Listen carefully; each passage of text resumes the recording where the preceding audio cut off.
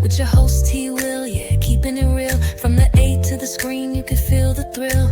Rolling with the classics, we're setting the pace, highlighting the magic of our soulful space. Got the vibe, got the crew, making it tight. When the screen lights up, everything feels right.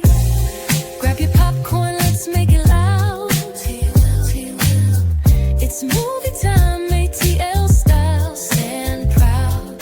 From the silver screen to the hearts we steal. Every frame we capture is the real deal. Talking premieres, where the stars align. ATL views, yeah, they really shine behind the...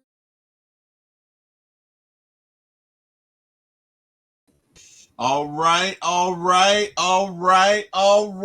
Welcome, everyone. Welcome, sports fans, ATL fans, Philly fans, ew, New Orleans fans, ew, Cleveland fans. Welcome, everybody. Welcome, movie fans. Today we are talking about James Gunn's Superman, and I feel like I have an all-star lineup. These are two dudes that I'm very close to. Directly beneath me is Mr. Dave Laparo from Cleveland. Works with me. Fabulous dude. I can't believe I just said fabulous. Really funny dude. Does impressions. Work with the guy. Absolutely insane. Just a lot of fun, and we're glad to have him. And, he and I talked about Superman a lot. We talk about movies a lot, so we're lucky to have him. Dave, excited. How you feeling tonight, Dave? You good? Good. Yeah. All right, man. I should have introduced you like a basketball team. At 6'2" from Cleveland, Ohio, we got Dave Laparo. And of Yeah, it's my course, exact height, actually. I know, man. I got you. And Jordan is 6'1", right? I'm the runt of the litter. I'm 5'9". Thank you, Dad. Wherever you are, thank you. Appreciate that. My brother's 6'3". Life is not fair. He's got a beard that's envied by the gods, and I got a belly. So anyway, Jordan, how you doing, man? Welcome to the show. How you feeling, buddy? You all right? I'm doing great because you know what? David Cornswet, who's playing Superman, he's an Eagles fan.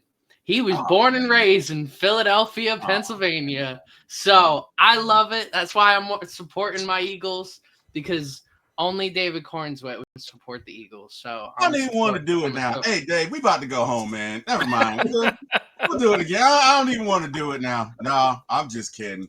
Well, hey, man, guys, we've all seen the movie James Gunn's Superman. First impression, I did enjoy it. I'm not gonna lie, it was fun.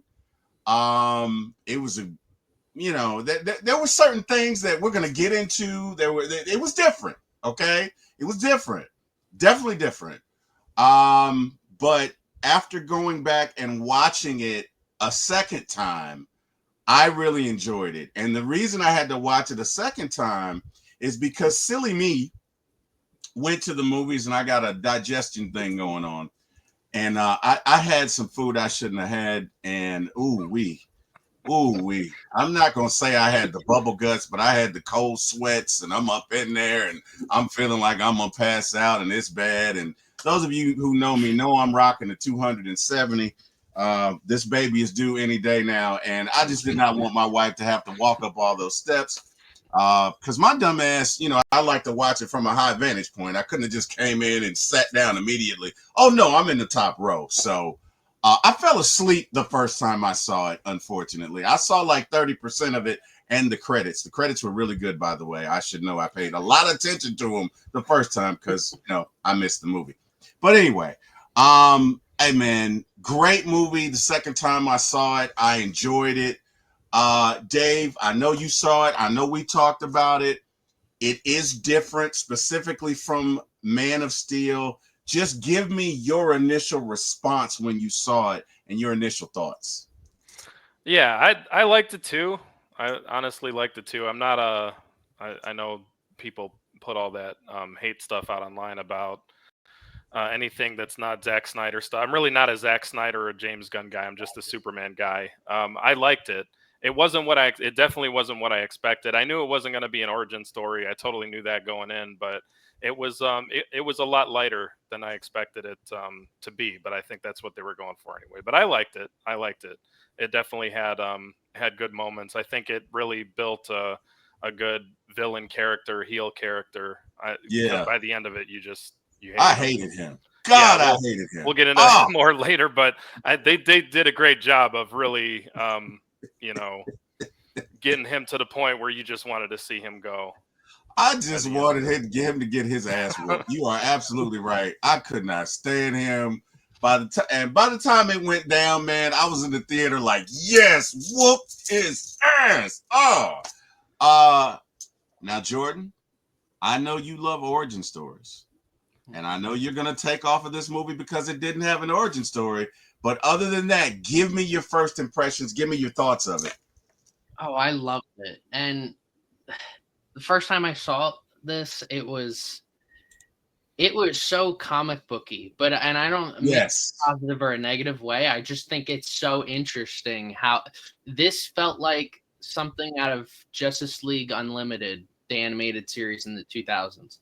I it felt like a normal day, a normal day, and that's what made this movie so great. Is that you were dropped in this world and you care for each of these characters, you care about the storyline, you care about all of that, even though we don't necessarily know who anyone really is. Yeah. Yeah. I ain't no doubt about it.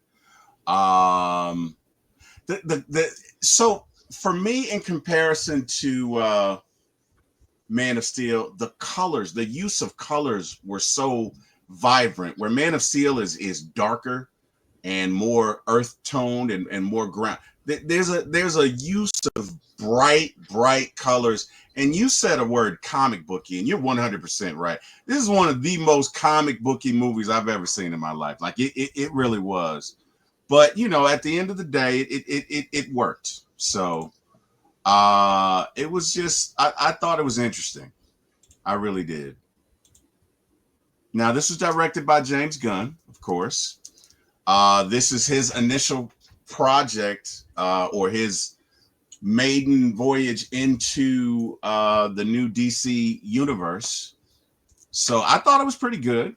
I do have some interest about what we're going to do with Batman and or Wonder Woman, how we're going to do it, but we can get into that later. But, I did enjoy it. As a matter of fact, I think I enjoyed this more than the Suicide Squad. If you hold my feet to the fire, I think I did. David Corn Sweat is outstanding. Rachel Brosnahan is great. Lex Luthor, I really hated. I mean, he was a great Lex Luthor, but I hated him, which means he was a great Lex Luthor. By the end of that movie, I wanted to whoop his ass. Like, I just did not like that dude. And he was a villain, and that was his job, and that was pretty much what I thought. I loved it. Is it Edi or Eddie Gathical? I probably butchered his name, but Mr. Terrific. I really love Mr. Terrific. I thought he was great. He was phenomenal. Mm-hmm. And what's funny about this picture is, like, if you look at all of these, the one you would think would play Lex would have been Anthony Kerrigan. Yeah. Has the look. Yeah. Yeah. But Mhm. and if they were going for like a more serious, sadistic kind of version, I would have been interested to see how he would have done that. But yeah, no, that was yeah, you're right about that. You are 100% right about that. I think wait, where's he's on the next clip. you got He isn't. White Dude that played Green Lantern. I also thought he was great because he was a great asshole. Because make no mistake about it, Guy Grantham, whatever that iteration, he's an asshole. Like, I've seen in every iteration, he is an asshole, and he did that to a freaking T. I thought he did an awesome job on that because he really was a jerk. I mean, there's no other way to put it. He really was a jerk. I thought Wendell Pierce did a great job as Perry White. And you know, they did kind of a little shout out to Superman 2 with Terrence Rosemore's character, because I think his name is Otis Berg or Oh, it something is. like that. And Yeah, if you yeah. go back to Superman 2, when was Superman 4, where he was gonna have a portion of California, and Otis wanted his own town, and it was gonna be Otisburg. So that was kind of like a callback to that. I thought that was pretty cool. I did. Yeah, I thought that yeah. was pretty cool. So yeah, man, it was released July the 8th, 2025. It has done pretty much 300 million globally, 200 million domestically in America. However, it is not necessarily doing great abroad. And that's something we've all talked about. And quite candidly, it's because internationally, I guess folks have said, look, this is a little too political for me. And it is political. And we'll get into that. Okay. Because we'd be irresponsible if we didn't.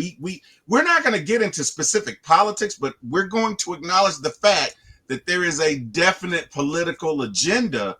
And apparently it has sparked the ire of international viewers because they're not digging it. So with that being said, man, hey, let's get into it. So the movie starts basically saying that 300 years ago, metahumans arrived on the earth. Okay. Couldn't get the whole thing on the screen. Sue me, whatever. But the DC Phase 1, you know how like they have Marvel Phase 1, Marvel Phase 2? Well, DC's phase, this first phase is called Gods and Monsters. Now, what that means, I don't know, but it's called Gods and Monsters. So we're going to proceed. The film starts by saying that 30 years ago, Superman's pod crashed to Earth, giving you an idea of how old he is. 3 years ago, he came out to the world as Superman, sort of wearing his Superman suit and saving people. 3 hours ago, Lex Luthor sent Ultraman wearing the Hammer of Bravia suit to take down Superman in Metropolis. And 3 minutes ago, Ultraman whooped his ass and sent him back to the Fortress of Solitude, which is in Antarctica. And that's where it starts. Now, in this scene, he's coughing up blood, so he's probably got a punctured lung or something like that. Jordan, you don't know this about Dave, but Dave used to be a wrestler, an MMA fighter. Dave can fight, okay? So, Dave, you might have done that to a few people before. I don't know, but it looked like he was coughing up blood. You know what I mean? So, Not on that level. I think we learned from the beginning that James Gunn is a big fan of the number 3. Yes. I don't know what was up with that, but everything was 3. 333, 3. I don't know what the significance was of that. But 330 years ago, 3 hours ago, 3 minutes ago. See, he's got a thing with threes and eyes, right? Like he's always trying to stab somebody in the eye in his movies, like with the Suicide Squad, and then with the Gaiju, is that what it was? The Gaiju, whatever, the monster, or whatever. Stab him in the eye. So I don't know what it is with James Gunn, but he's got a thing with eyes. That's right. Yeah. He definitely has a thing with eyes. So, look, in this scene, he's basically saying, "Crypto home, crypto home." And Crypto is this dog needs to be trained. He is out of order. Problem is, how would you train a superpowered dog? I guess you'd have to have a superpowered being to do it, right? Because Crypto, you and I can't train him. He'd kick our asses. Even Dave, who can fight? Crypto probably kicked the shit out of you, Dave. Sorry to tell you, he's a superpowered being. So, point is, this dog is all over the place. He's got to tell him 3 or 4 times, Crypto, Crypto, Crypto, Crypto, home, Crypto, home. Crypto's jumping all and down, jumping up on him, which is kind of funny. And then he finally says home, gives him the cape, takes him home, and we see the Fortress of Solitude and the robots, which are from, is that All-Star Superman, Jordan? Where we see I believe there's a lot of iterations. Like they sort of play around with that in Man of Steel. It's not as literal in this. It's more of like floating robots that are talking. Yeah. But in a lot of iterations, they sort of do that that kind of thing. I tell you what I didn't like about it. I did like the movie, but Superman got his ass kicked a lot, man. Like the first scene, bam, you got your ass whooped. Like honestly, right then and there, I wanted to insert Smokey from Friday. And you got knocked up like he got his ass whooped in the first. What kind of Superman movie is that? Where we like, I mean, can we at least beat one person? Can we beat up somebody and work our way up to an ass whooping, which is what you see in most Superman movies? Like, but he gets his ass whooped, thrown to the concrete or whatever, thrown to the mat. They take him into the Fortress of Solitude. We meet all the robots. And the funny thing is, yeah, Superman, we emotionally don't care about anything that's going on. But we're going to tell you we do because we're programmed to do that. How are you? Is everything okay? You want us to put on some music or your parents or whatever? And we'll get you some sunshine and you'll be all right. And he's got a torn spleen and his lungs punctured and 4 broken ribs. And he's in bad shape, man. This is not your dad's Superman, gentlemen. Dave, give me your thoughts. First scene, what are we thinking right here when we see I mean, I think it goes Superman? like even before the first scene. I think the marketing behind it. Clearly, they were wanting to go in that direction and make him more vulnerable. They showed that with the previews. Like the very first preview they released was literally the beginning of the movie, and I think they are setting that up that way to make people feel sympathy for him as quickly and as strongly as possible. And I think they were, because I looked at the numbers for Man of Steel and for Superman, like audience wise and the demographics. I think there was a higher percentage of men that scored the movie higher for Man of Steel, but for this one. And so when I read that, I actually asked. So I went to see this with my niece Shelby, my girlfriend Maria, and my nephew Gavin, and it was as far as like which one we would have preferred, it was pretty much this. So me and my nephew Gavin preferred Man of Steel. We actually looked at each other at the end of it and we're like, yeah, Man of Steel. Not that we didn't like this one, we did, but yeah, every single woman that I went with that saw this movie preferred this one over Man of Steel. So I think that was by design, to make him look vulnerable, to get a broader audience, and they definitely did that with the color, making it more comic booky. It was definitely more vivid. It was a lot more vivid and everything there. But yeah, so I think that was definitely by design from the very beginning. They wanted to start at a point because James Gunn's whole thing was he wanted to really capture the humanity and pretty much the vulnerability. So I think I think that was done definitely by design, especially in the beginning.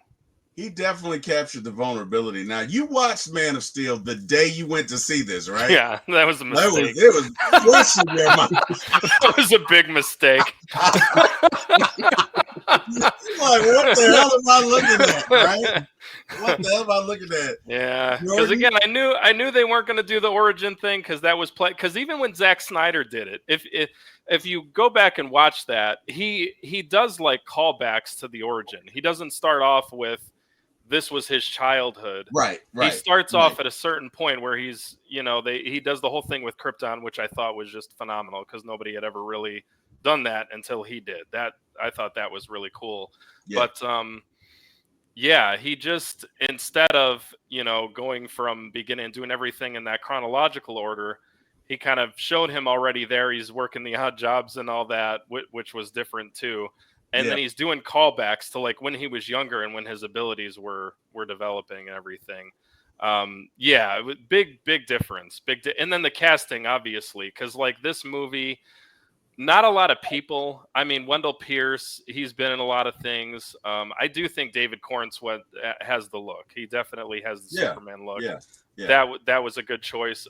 Nicholas Hoult, just great at playing a guy you just hated and just wanted to see die by the end of the movie. Just was phenomenal. 100%. He was absolutely phenomenal. I definitely would prefer Lawrence Fishburne over Wendell Pierce. Wendell Pierce was cool and everything, but Lawrence Fishburne's Perry White was awesome.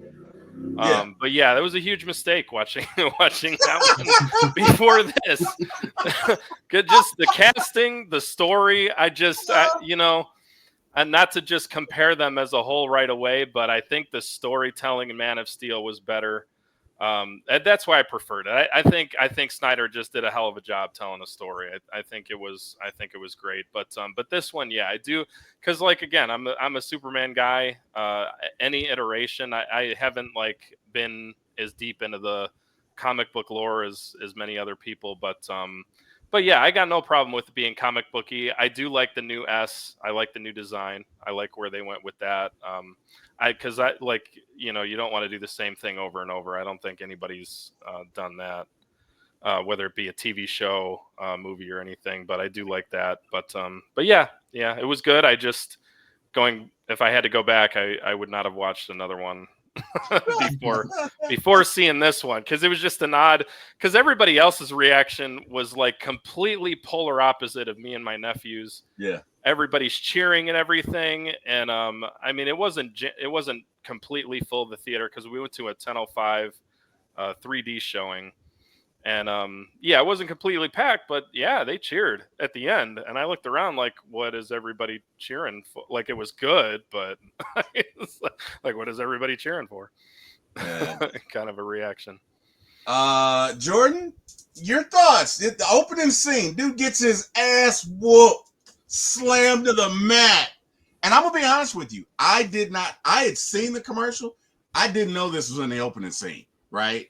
So as soon as I sit down and I see, I'm like, damn, he got his ass whooped already. Like, what kind of shit is it? Like, really, I'm thinking, what is this? Like, because again, in most superhero movies, especially Superman, he's gonna save somebody or do something first. He's gonna come out looking incredibly strong. He's gonna take on somebody, then he's gonna meet something that's tough or whatever. And in the conflict, he might lose a little, but this dude got it handed to him. And we see that first thing. Jordan, what's going through your mind when you see this?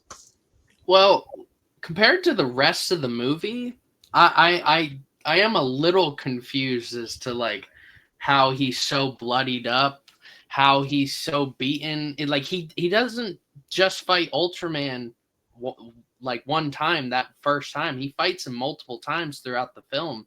He fights other people throughout the film, and he's nowhere near as he's nowhere near that. The only time he's close to that, or even worse, is when when the kryptonite from Metamorpho.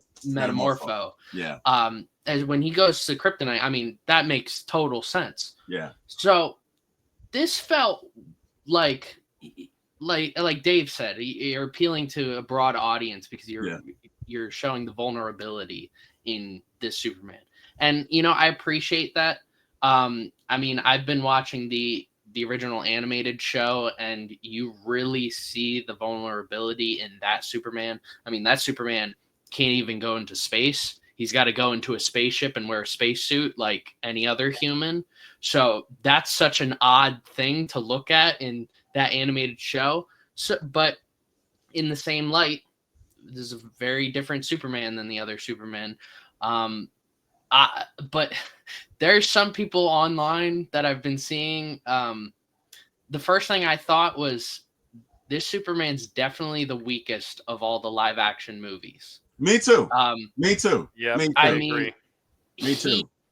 There's some people, like, I saw a post where someone's like, Zod from Man of Steel would have killed this Superman. 100%. I agree. 100%. I agree.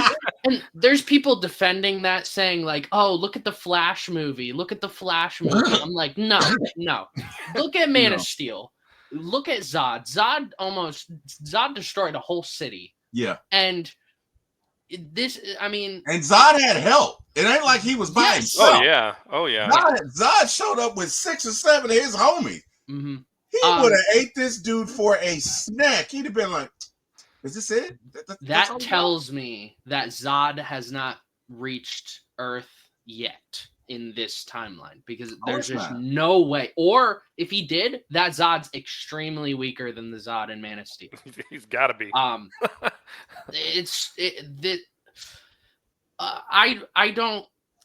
I like seeing the vulnerability, but if I'm going to compare to other Supermans, and in fact, I finished Superman and Lois last weekend. I will say my favorite Superman has changed. It was Henry Cavill. Really? It was Henry Cavill, but that Superman, the guy who plays Superman and Superman and Lois is phenomenal. Okay, Tyler Hoechlin. I think I'm on Tyler Hoechlin. Yeah. I think I'm on the second season. The third. I think I got like 2 more seasons to finish. So the yeah, finale, I'm gonna do that. The finale had me tearing up. Really? I was like, there's no way they're doing this to me right now. There's no way they're doing this to me. Because it ended, right? Like they're not making any more. Yep, that's it. With DCU being introduced, they're like James Gunn like allowed them to say like, hey, we'll give you enough money to like finish this off, and it finished. It's not like they rushed anything. It just felt like a quality like run of Superman and Lois. But yeah, I mean, I love that Superman. Now that's my favorite Superman. David Cornswet clearly is the weakest Superman of all of that. And maybe they'll show how strong he is in future projects. Yeah. But like seeing this Superman and then thinking about how powerful like people like Darkseid are, I have a heart. They might be like making Darkseid weaker in whatever, if they even bring him into a project. They might not because of how early Zack Snyder's Justice League was. Like Zack Snyder's Justice League was so recent, and I really like that adaptation of Darkseid. And like Dave, I'm not one James Gunn or Zack Snyder. I appreciate what both do. I think what James Gunn has done when it comes to comic book movies for Marvel and DC is exceptional. Some people are calling him the best comic book director of all time. I think he's got an argument now because not only has he done it for Marvel, multiple movies, he's done it for DC for multiple movies. And Zack Snyder, I like his style so much. I loved his vision for his movies. I think that was just a headbutting of decision making when it came to Warner Brothers and Zack Snyder. I love what both of them do. Zack Snyder goes for the realism, and James Gunn goes for comic book accuracy. And this is extremely comic book accurate. And also Crypto. Let me just say, all right. So I saw this movie on last Tuesday. Last Wednesday was the 1-year anniversary that my dog died. Oh wow! So my condolences, bro. When I did not think I would go into this movie and leave as emotional as I did. I didn't even give this a grade the night of. I waited and I slept on it, and then I gave it a grade. Okay. That is how a dog is. So without superpowers, that's just how a dog is. And then you add in the superhero aspect to just a dog who's just not this. Like there are not many movies. After I got done this, I said to my mom, I was like, "There's not many movies that do dogs right. They do dogs like they know every sit, stay, fetch, right, and that's just not how pets are. In fact, I would say the closest. I would say there's 2 movies, which is so weird. The one is a comedy. It's called Strays. It's an R-rated comedy. That one does it accurate. A Dog's Purpose is pretty accurate in terms of its realism, and the way they do Crypto in this movie is super accurate in terms of how a dog actually is. So that's one thing I really appreciated about this movie was how they did Crypto. Yeah, he never listened. I lost my dog myself Yeah. actually 2 months ago, and Oh, he never yeah. listened. And this dog straight up reminded me of the dog that I lost a couple months ago, Bubba. And yeah, he used to. I never figured out he would get through the fence and everything. He was like Houdini. We would patch things up. We would do different things like that, and yeah, he did his own thing. And I feel like the more a dog feels they're stronger, bigger, or whatever, I think they're gonna, do whatever. And I like how they did the dog in this one. I think they had a good iteration, and this is probably the most that they've shown out of Good show. any Superman movie or show that I've seen. Like they showed a dog. I think they was named named after my niece Shelby in Smallville. But you only see that dog few and far between. There was like one episode where they highlighted it, and then other than that, you're like clearly it's edited because like just the positioning and everything. Yeah. But the dog in this one, I think, I thought that was a phenomenal element, and I liked the arc of the dog too, just by the way it was treated in the movie. I kind of felt like at some point, like there was going to be retribution. There's no way, especially when he's building up this vulnerable character in the beginning, and then we're seeing this dog basically being tortured, put in this small confined area, forced to watch these images. It's like, yeah, there's going to be retribution for this dog coming up. Yeah, I tell you what pissed me off is when Superman does exactly what Lex wants him to do, right? He flies in and he's like, "Where's the dog?" And Lex is like, "What, little furry fella? What are you talking about? I don't understand what he said." And he's like, "What?" He's like, "Get the camera. What are you talking about?" And he's messing with him. He's totally messing with him. And yeah, man, I hated Lex. That was just, you're gonna kidnap a dog, dude. You're an asshole. Anyway, so in this scene, we see Crypto come in. We see exactly, he's tearing up his stuff. Oh, wait, we got Carrie in the chat. Carrie said, Carrie. "Hey, T. Will Hey, and Jordan, Miss Carrie, my producer. How you doing, Miss Carrie? Hopefully all is well. We're talking James Gunn Superman tonight. So, Crypto's all over the Fortress of Solitude. He's tearing up stuff. He's whatever. And the funny thing is when he says, "Well, robots, I thought I asked you guys to watch him." And he said, "Well, we feed him, but the dog can tell we don't care about him. So, he pretty much does what he wants to do." I thought the honesty, right? And just the sincerity of the robots were just hilarious. Like the first thing they say to Superman is, "We're here, and although our voice we're programmed to sound like we care, we really don't. But yeah, let's go ahead and get you." Like, it's like, bro, okay. And then they turn his the recordings of his parents on from Krypton, and they are speaking their native language, which I thought was interesting. And I also thought, and I want to hear what you guys think, but I thought it kind of added to the political agenda. Because if you listen to the formulation of the language, I'm just going to leave it right there. I'm not going to say it.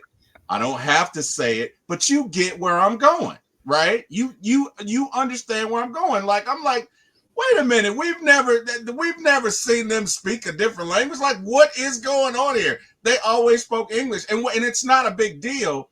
It's just something that I noticed, right? Now, here's one, and I'll get into it later, but this is something I really did not like. I did not like the fact that after they translated the message, they sent him to Earth to conquer and sow his royal oats. Like, what the hell is going on?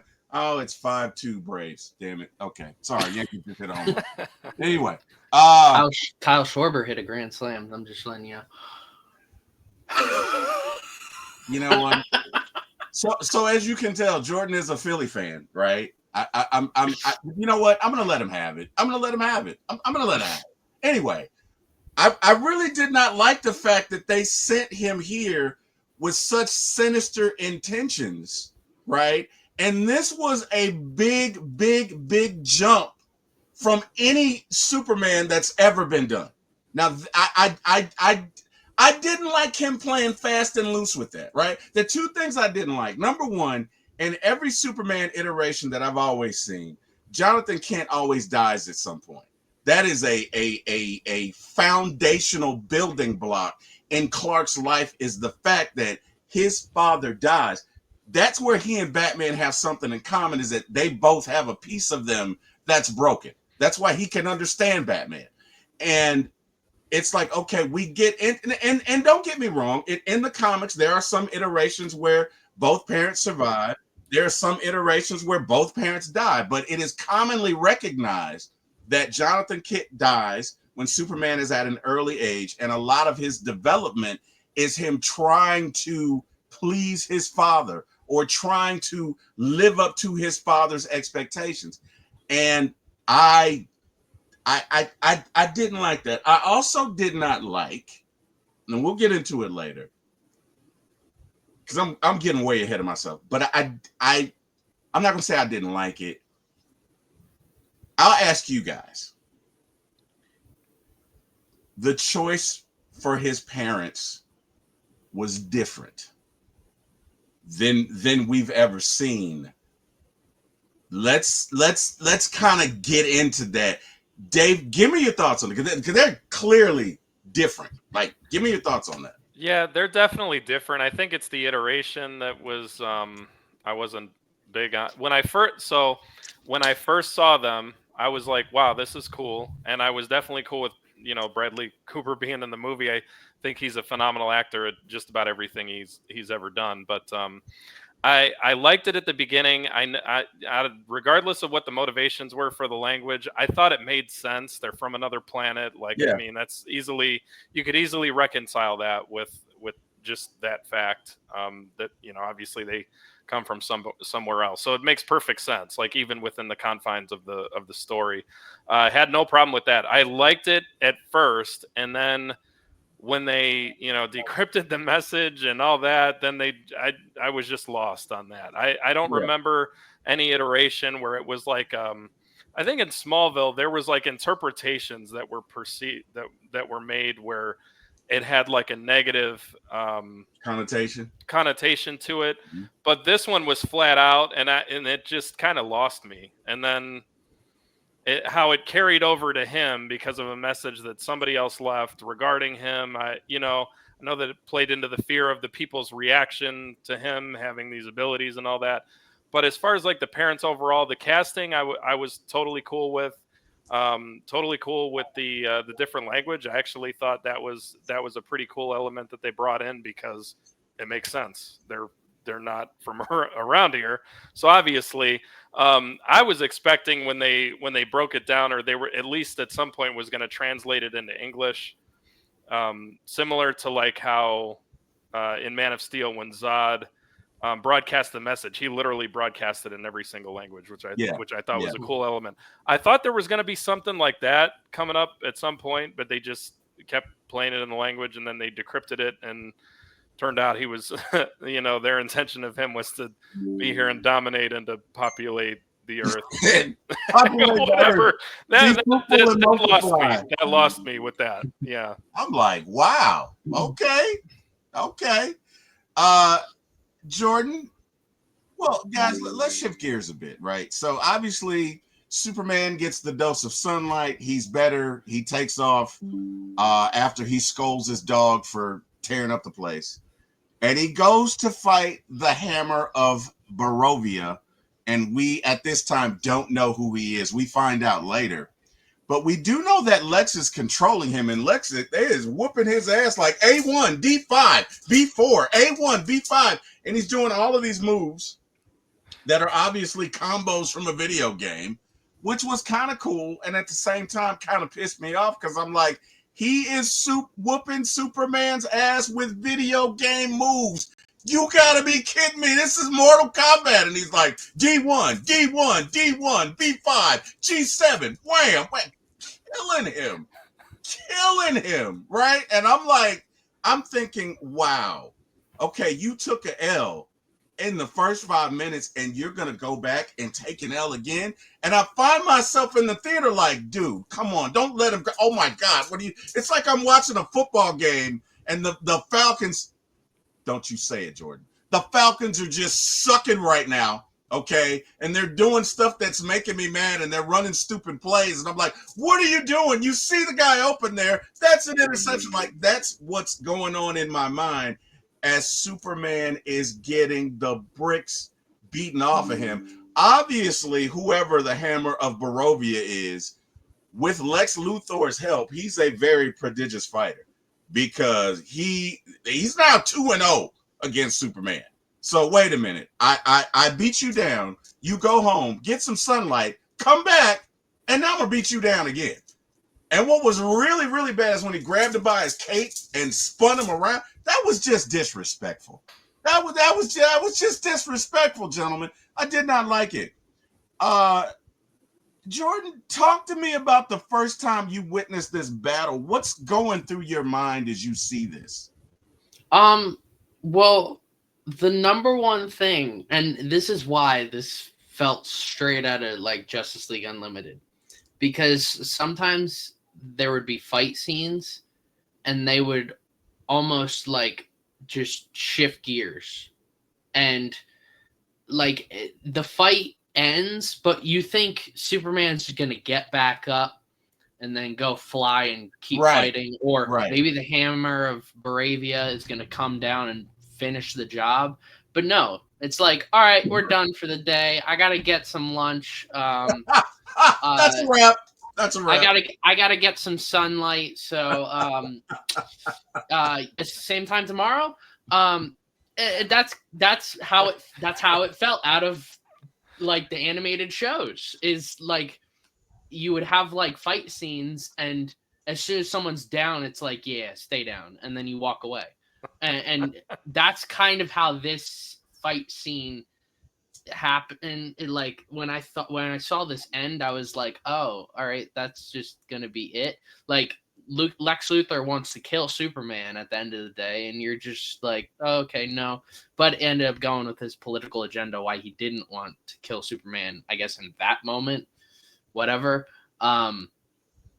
It was a very weird scene for me because I definitely did not feel like I was watching Superman. I felt like if you changed the colors, the costume, and I don't know, made him not look like Clark Kent Superman, then I'd be like, oh, okay, this guy's kind of sucks at what he's doing. Like, this guy doesn't seem so Superman. So yeah, wasn't, and it was in this moment when the first time I saw the Hammer of Baravia, I was like, okay, I know exactly who's under the suit. I knew exactly from this moment on who was going to be under the suit. Because all I had to do was I had like 4 or 5 different guesses as who it would be, but I knew based off the fight styles and the way Lex Luthor was like, I don't know, playing Battleship, basically saying A1 hit, that he basically was just like a clone. I mean, that was kind of what I gathered after surmised. Yeah. Dave, what's going through your head as you watch this scene, man? Yeah, like I get what was trying to be done here, and it made sense, but just the timing of it all, it's just odd. We're being introduced to him all over again, and he's getting the crap kicked. But I mean, I know that they're trying to basically write like, well, what if somebody with the mind of Lex Luthor had the strength of Superman? Right. And then that's what you would get. Like that in that essence, it makes sense because he got the crap kicked out of him with all of Lex's Battleship moves, but that was just such a weird element. Yes, it was. B5, D4. I'm like, what the hell's happening here? It's like he's playing a video game. He's like, all right, triangle.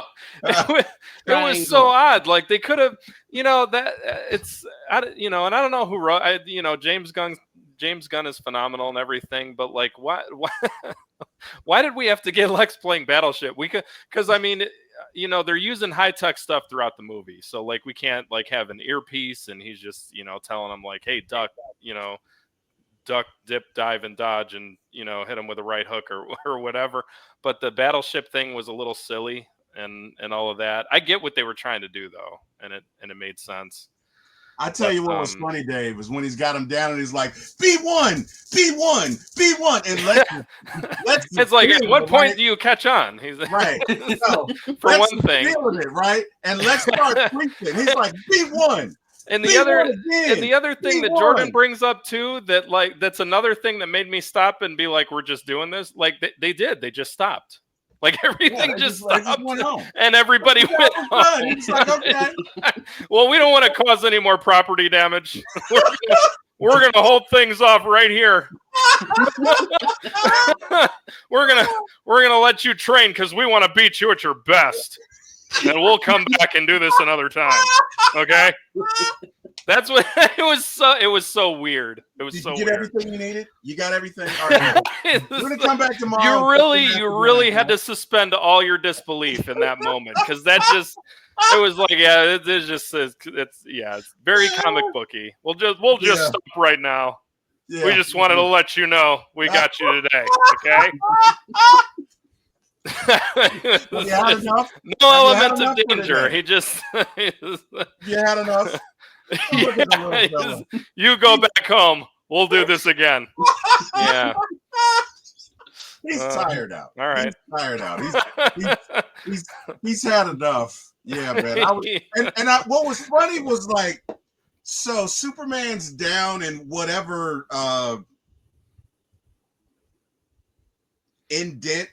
indentation, implant, whatever hole or crater he created when he fell. And the gentleman comes down to help him, and Superman goes to get up, and he can't. And I'm like, oh, you got to be kidding me. You got to be kidding. With this again? What are we? I tell you what it felt like, right?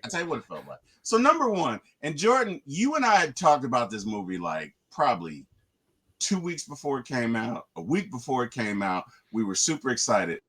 I felt like it was 2010 when Aaron Rodgers and the Green Bay Packers came into the Georgia Dome and destroyed us.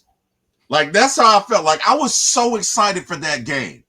Like, 5 hours before the game, I go and get chips and dip and pizza and chicken and every bad thing I'm not supposed to have, but I did. It was 15 years ago. Give me a break. And I'm all excited and I'm ready to go. And I sit down, and what the hell I saw was not what I expected. Aaron Rodgers did everything. I think they beat us like 50-10. They kicked the crap out of us. And that's how I'm feeling right now watching this movie. Like, bruh, this is 2 times in a row. Let's get it together. Like, who's in your ear? Lex has somebody. Let's get you somebody. What's going on, Clark? What is going on? We need to fix this.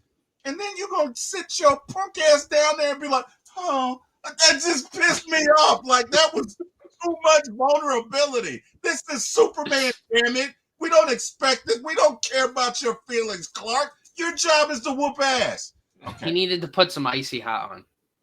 He needed to do something. Whatever. I'm sorry. I had to get it out. All right. So Luthor breaks into Superman's lair, right? Because he's got, like you say, he's got the DNA, right? He's got the clone. Or wait, what do they call him? Ultraman? Ultraman. Yeah.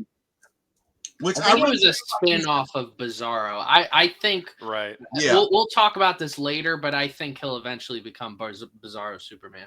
I think so too, because Luthor says, yeah, he's too dumb. He's like he's not smart enough to follow. Like he's kind of letting you know, like, okay, you know what I mean?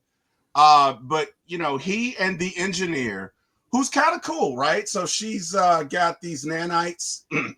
And she has the ability to transform and shapeshift and do all this other stuff, as well as Ultraman break into the Fortress of Solitude and beat the hell out of those robots. And I just felt like that was overkill. Like, it's one thing to, it's one thing to beat up Superman, but you got to beat up his robots.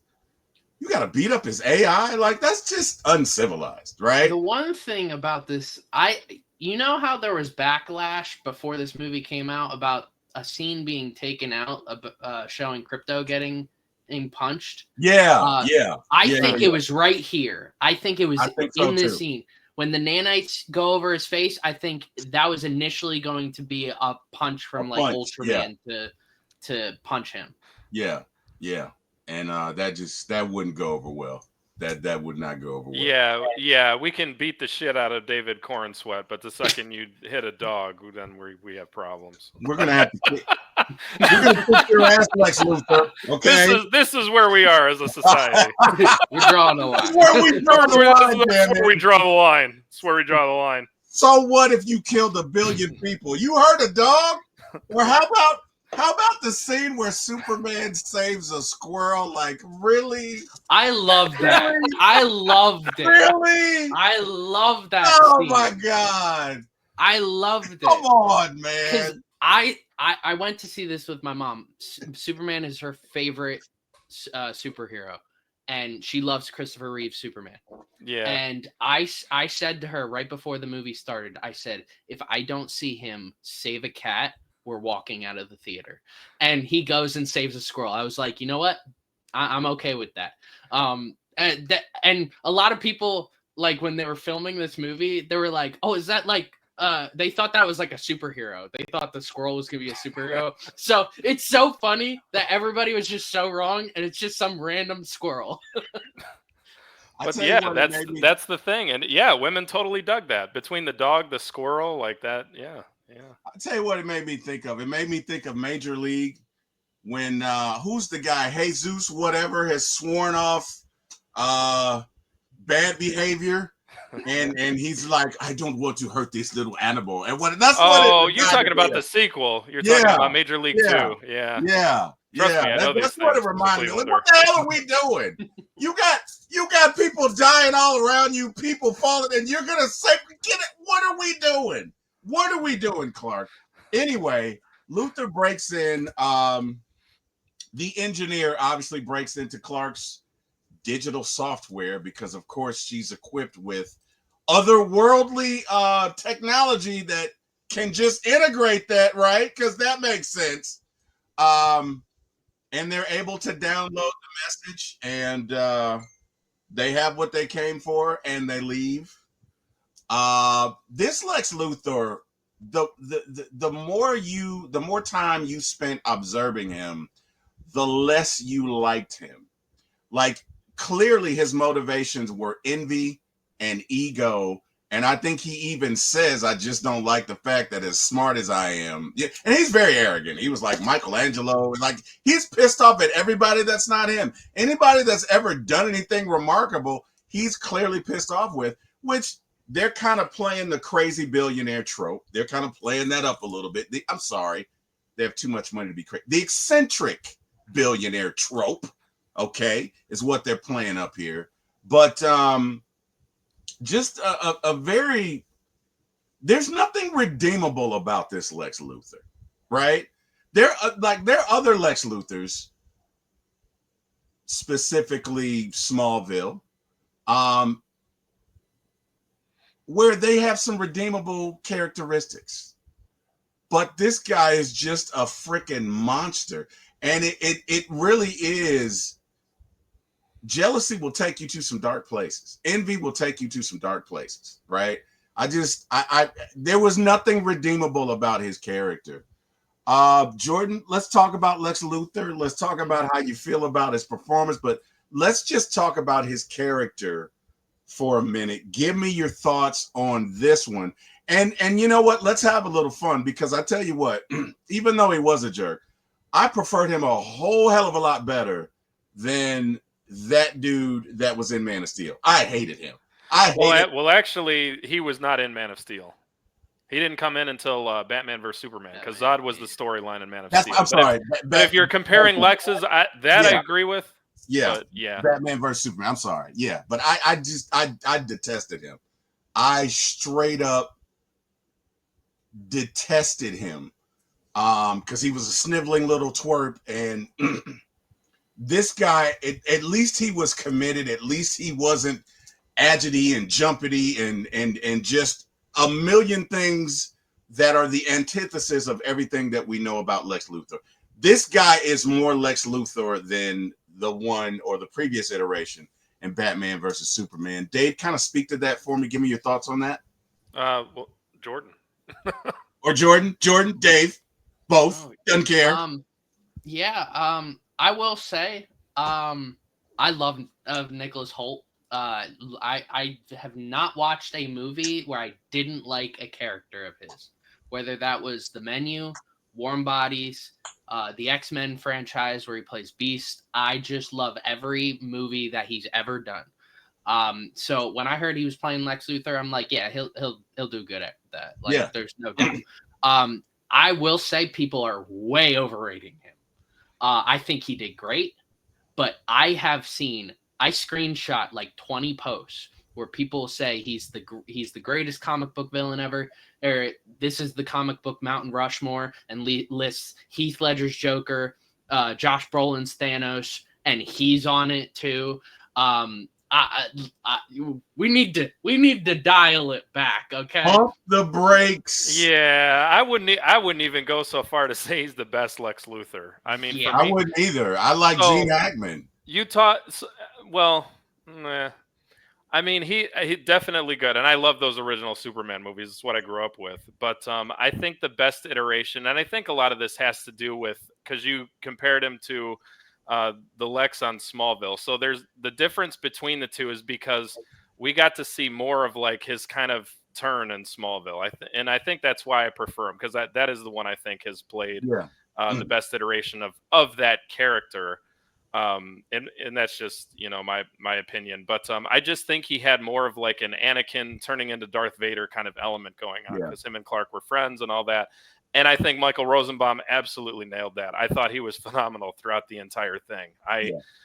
That was odd. But Nicholas Hoult, same thing. I agree with Jordan. Like I've liked him in every single thing he's been in. And I think for what they gave him for a couple of hours, if your goal was to make me hate him, by the time the movie was, he absolutely knocked it out of the park. He absolutely, 100%. He did because I absolutely wanted to see him get his face smashed in, and the fact that the dog. We're not doing spoilers, are we? Go ahead. It's okay. Go ahead. For those of you who didn't see it, but I mean, just the way he got in the end, I thought was fitting. Either way, without going into detail, but he knocked it out of the park, absolutely. And that picture you posted of him, that's the Lex Luthor look to a T. That picture that's up right now, like he looked it, he acted it. I mean, he knocked it out of the park. He was a great villain heel character for this movie because everybody. And I think that was the biggest as far as the audience reaction when I was there, like during the movie, that was the biggest reaction at the end when he got it at the end. Bro, when Crypto whooped his ass, I was like, thank you. I shouldn't say this, but I really was like, thank you, God. Yes. I could not stand him. Like I was seething. Like he was just so evil. You know what I mean? When he referred to Superman as an it. And that was, again, that's going to the political. I mean, you know what I mean? But even in just him being a human being, he was just evil. We got Debo vibes in the chat. Debo says, what up, fellas? What up, Debo? Hey, Debo. A1 Forever says, what it do? What's going on, A1? Hey, we're talking Superman. Yeah, man. When Crypto whooped his ass, I was ecstatic about that because I had enough of him, especially when he was like, "Oh, they sided with Superman. We'll just kill them too. I'll decide who we save." And I'm like, bro, you're killing random people. You're killing random people because they didn't like you. Like, this is why you don't need power. This right here is why human beings do not need the power of gods. Because people make decisions like that. Oh, you didn't like me. Oh, you know what? You took my parking space. You gotta die. Like, just insane, right? But look, excellent performance. I have no issue with anything in there. I thought he did great. Now, I'm not gonna say that he rose to the level of Heath Ledger. I don't know that anyone has done that. even Thanos, I don't know that.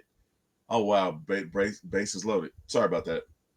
I don't know that anyone has raised their performance to the level of a Heath Ledger, where he look. It was a role he died to play. He literally died playing it. He sacrificed everything, and I just cannot see. Heath Ledger was so good. I can't see anybody else playing that role. I mean, I know Jared Leto plays it or whatever, but it's kind of like, dude, you're fighting for second place right now. You get what I'm saying? Like I don't see another performance worthy of that, and it definitely wasn't worthy of Thanos. Although Thanos didn't have much of a character arc, just his presence, the way he conducted himself, the way he put it out there.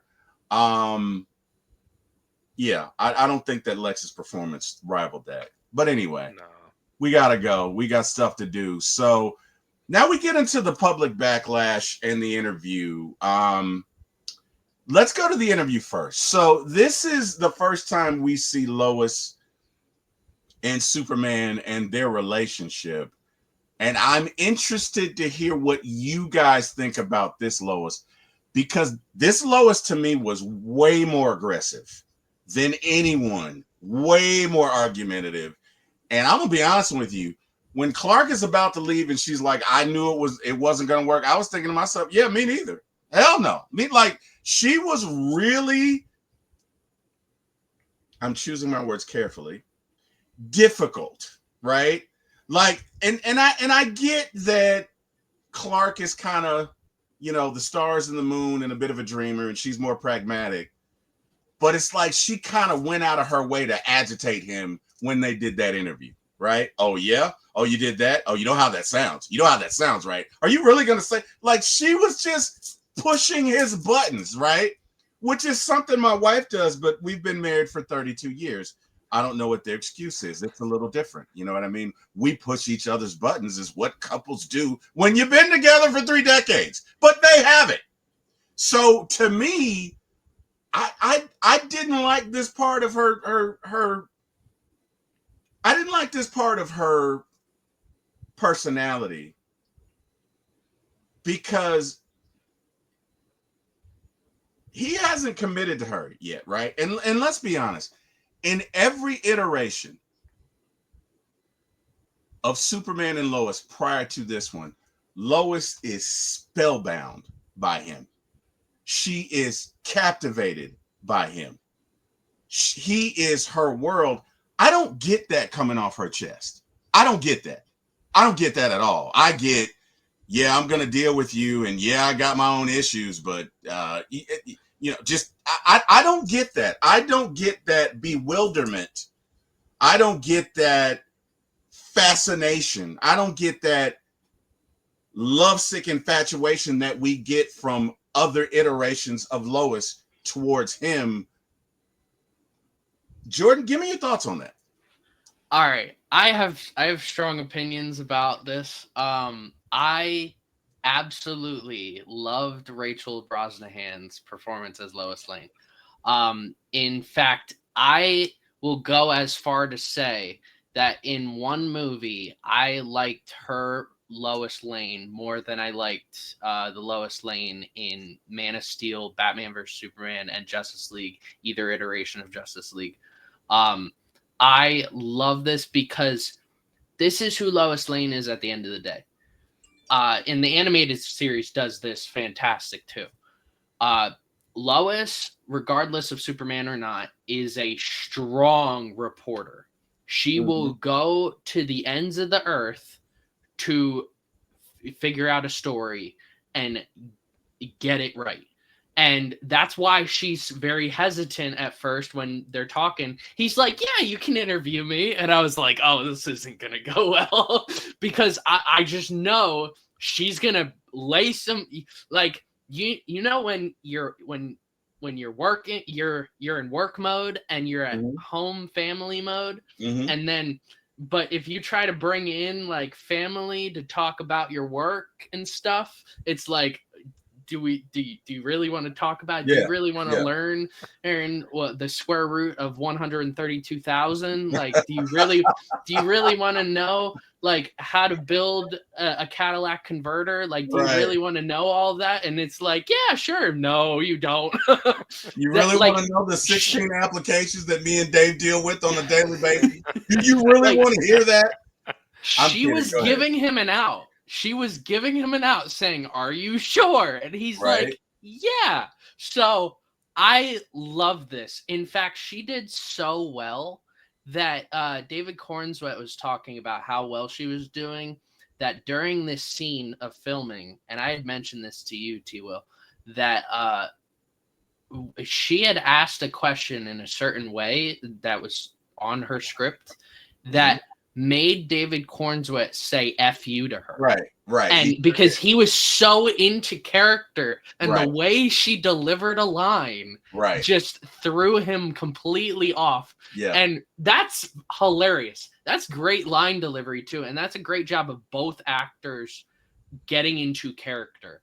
I love this so much. And you can tell that their relationship is fairly fresh, that they're not they haven't necessarily been together for years, but she's clearly known who Superman is for probably 3 months. There's a 3 probably. So I absolutely loved her performance in this whole movie. And another thing that not many Lois Lanes have really it's not really been talked about many Lois Lanes is the military background. So Lois Lane in the comics is a military brat. Her dad was in the military. So that's why she has this like strong energy of trying to be a reporter.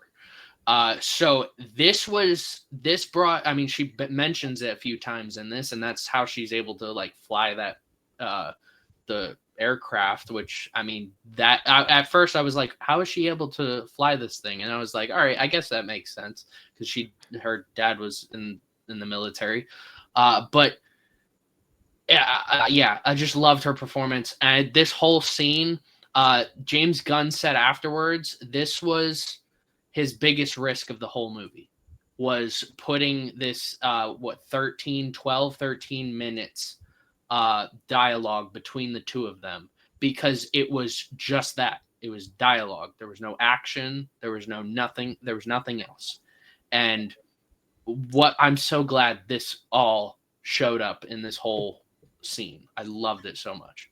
Let me ask you this. You don't think that because I'm playing devil's advocate here. At 3 months, wouldn't you kind of ration it out a little bit? Like, again, when you meet somebody, I know we're all about being vulnerable and exposing ourselves, but you typically meet their representative, right? You don't really find out who a person really is until about 6 or 7 months into it. 3 months is a little soon to be like, well, are you sure? Okay, I'm like that. That to me felt way too aggressive. What again? And I hear you, Jordan. I hear you. But a large part of the dynamic between Superman and Lois, oh shit, what are we doing here? Sorry, 7-4. The Braves are trying to give away the game. A large part of their dynamic is that even though she is a strong woman, she is enamored with him. You got to understand, he, takes her up, sweeps her off her feet, literally flies into the sky like a god, does things that no man she's ever seen has done before. We're 3 months into the relationship. I honestly think she might be a little more careful about it, right? And then the other thing that I didn't like about it was that she was talking to somebody and she says, yeah, I was going to break up with him. Where would that ever happen in any universe but this one? You get what I'm saying? Like, I don't see Lois. Lois can talk all that stuff she wants to. She loves Superman's dirty drawers. It is all about soup. It is all about Mr. Clark Kent. Okay? What do you mean I was going to break? Like, you've been with this guy for 3 months, right? I felt like I didn't feel like that was realistic. If this was a year into it, I could see it, right? Because you're comfortable with each other. I got my shit at your place. You got your shit at my place. You've met my parents. Maybe you have, maybe you haven't. There is a certain level of rapport. There's a certain level of comfort that we have. 3 months, we're still getting to know each other. I don't even know all your playlists yet. I don't know all your favorite movies. Like, what the hell? But the main issue with the dialogue though wasn't so much the relationship. It was the way the public could see. She was doing a lot of like playing devil's advocate. This was actually like for me, it was like one of the stronger parts of the movie. And I liked her too. I definitely liked her more than the Man of Steel's iteration of Lois.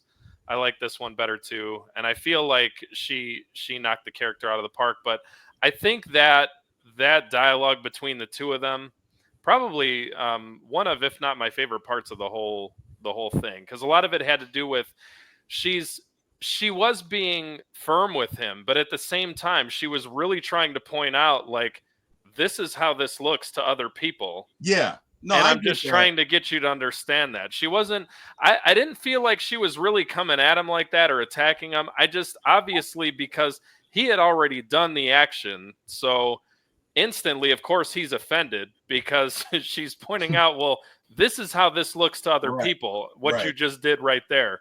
Right. So any other human being is going to take offense to that because he did it. Like, he visibly appeared uncomfortable. I thought this was a great, however long this was, 12 or 13 minutes. Die. Right. I absolutely love that part because it's like, because if you're grilling me like that about something, like, you don't know, you weren't there, people were going to die. Like, that was a very natural response to that interaction. I absolutely loved that interaction. I thought that was one of the brighter points of the movie. Okay. And well, I will say one more thing about this Lois. So I might have mentioned it in our Man of Steel review that I don't think we've gotten a great live action adaptation of Lois Lane. I think they've all been good, but I don't think any of them have been great. Yeah. And if this is the Lois that we continue to see, this will easily be the greatest Lois Lane ever in live action. And Superman and Lois's Lois Lane also plays Lois Lane similar to this, but it's like an older Lois Lane, like Superman and Lois have kids, like, but she still has that mindset in her. She's just a lot older. So I have no doubt in my mind, if we continue, bearing anything like happening to the DC universe or anything, this will continue to be the greatest Lois Lane that we've ever seen. That's wow. Okay. And look, I'm not saying she was bad.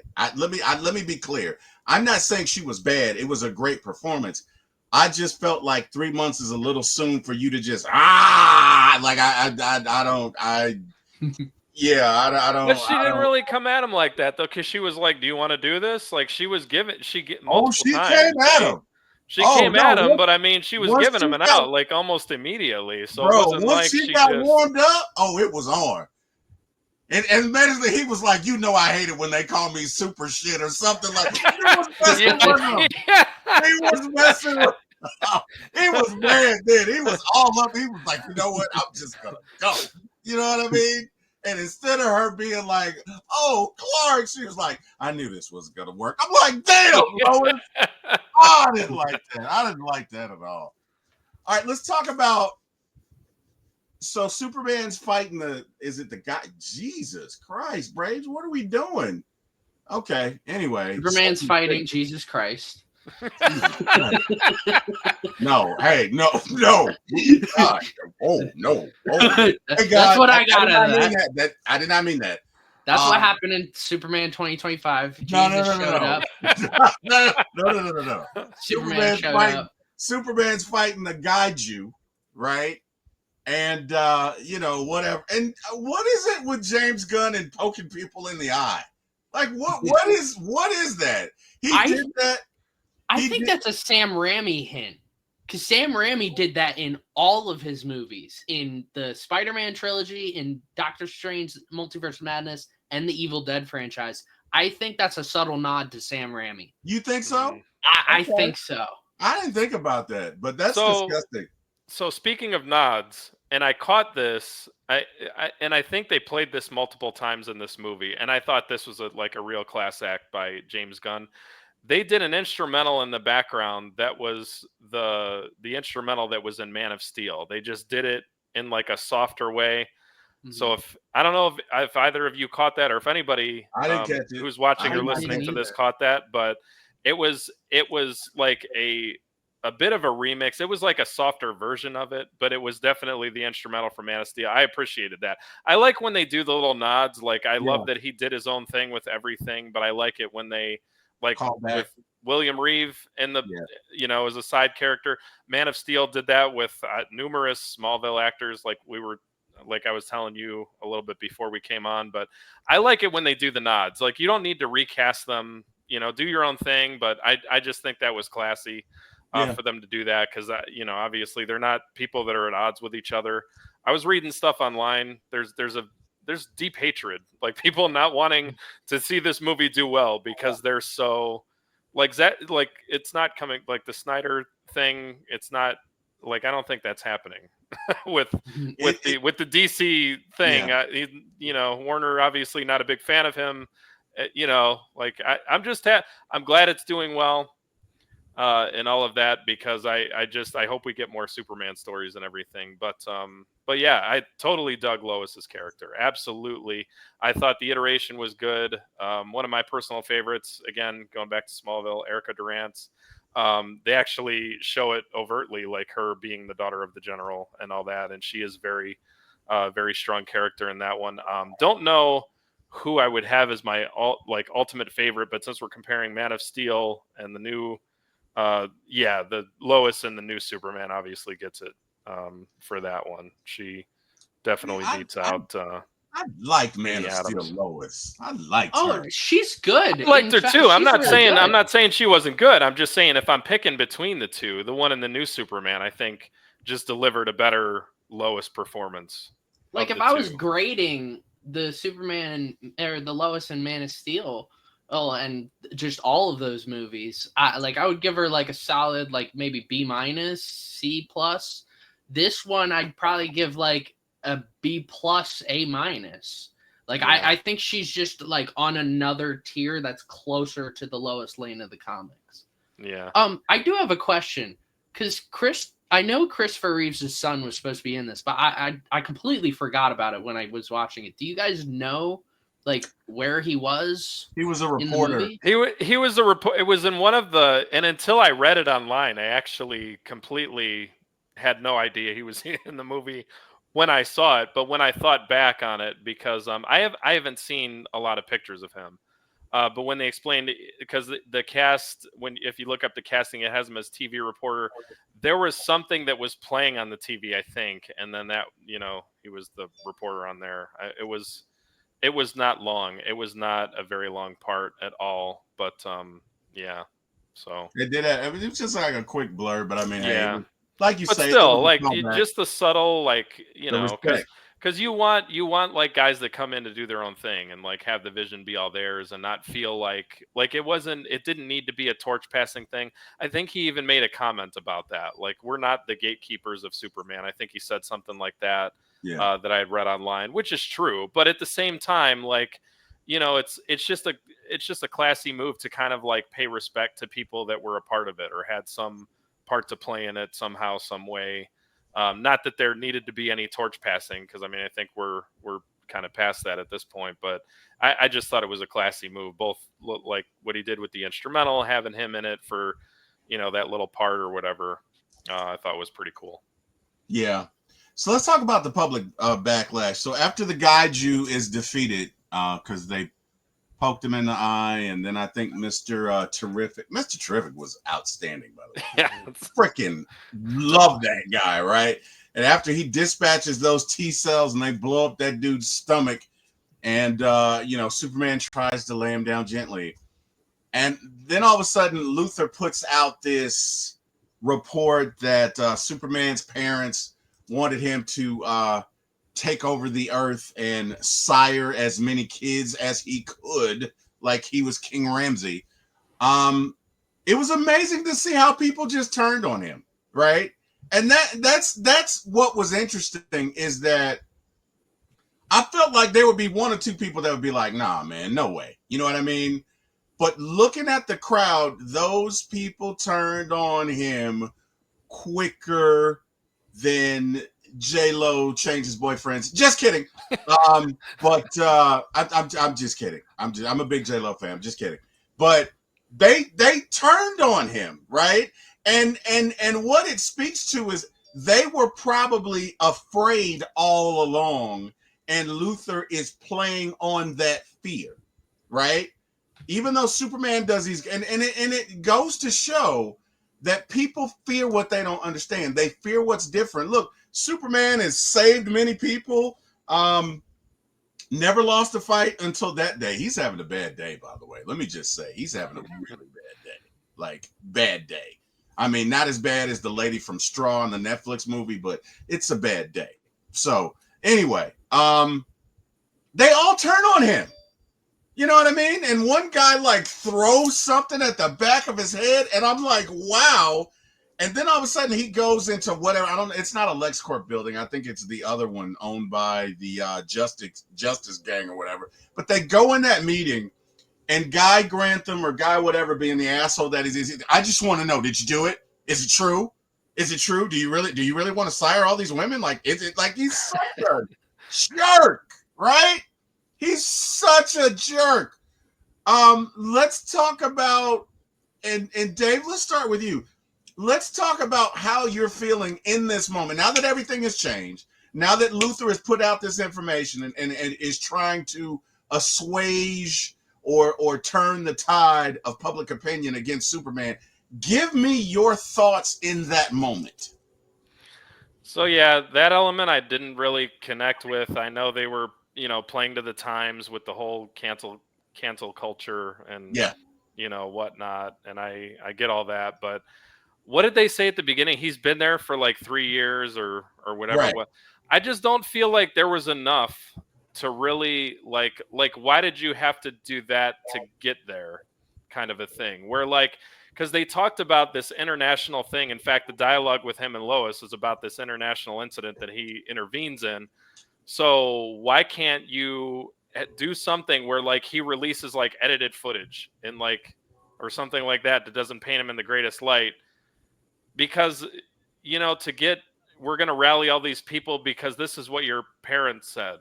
Exactly. So we should all hate you. Exactly.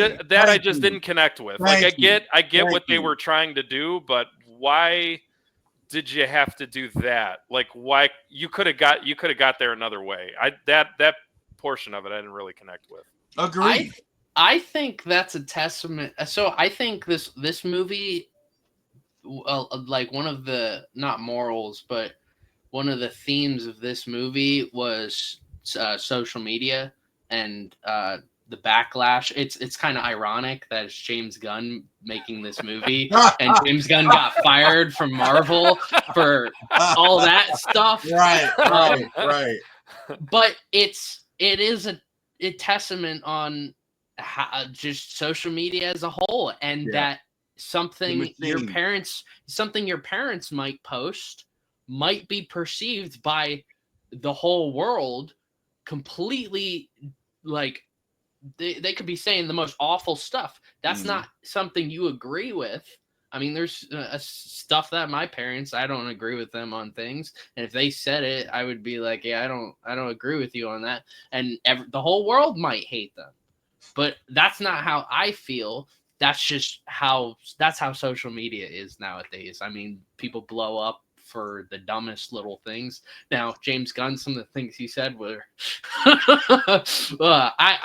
I'm seeing new ones every month for what James Gunn said, and I'm like, oh, buddy, I understand why you were fired. You know what's interesting about that, though? You know what's interesting? He said that if he had not gone through that experience, he couldn't have made this movie, and he's probably right. Yeah, because he would have never made Suicide Squad. DC would have never been like, we want you to do Peacemaker. And because Peacemaker did so well, it gave him the opportunity to be like, hey, I'll be the head of DC. Like, it literally gave him doing that, gave him his current position, which is the craziest thing ever. Well, not only it is that is irony at its finest, but not only that, but I think we're looking at a little bit of James Gunn's story here. Like, I think, that's kind of like, I think he's kind of mixing that in the sauce here. This is a personal revelation for him, right? Yeah, this is something that he went through personally. This is a personal trial, and I think from a writing standpoint, it was an authentic vantage point that he could offer, right? Because let me tell you something. There are 4 ways you know who your friends are. Win a whole lot of money, lose a whole lot of money, get sick, or go through a scandal. And you will find they will scatter like roaches. You will find out who your friends are. I promise you. I promise you.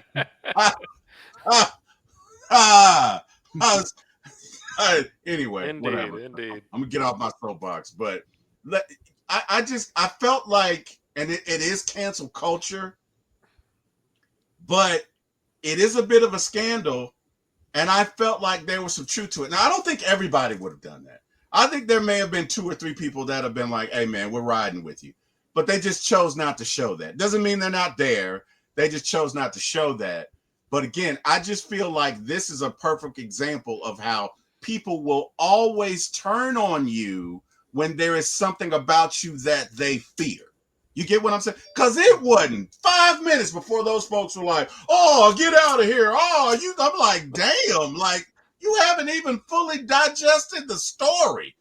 You didn't even read the whole paragraph. Like, well, okay, it was a video, but still, whatever. Okay, just my thoughts. I will say,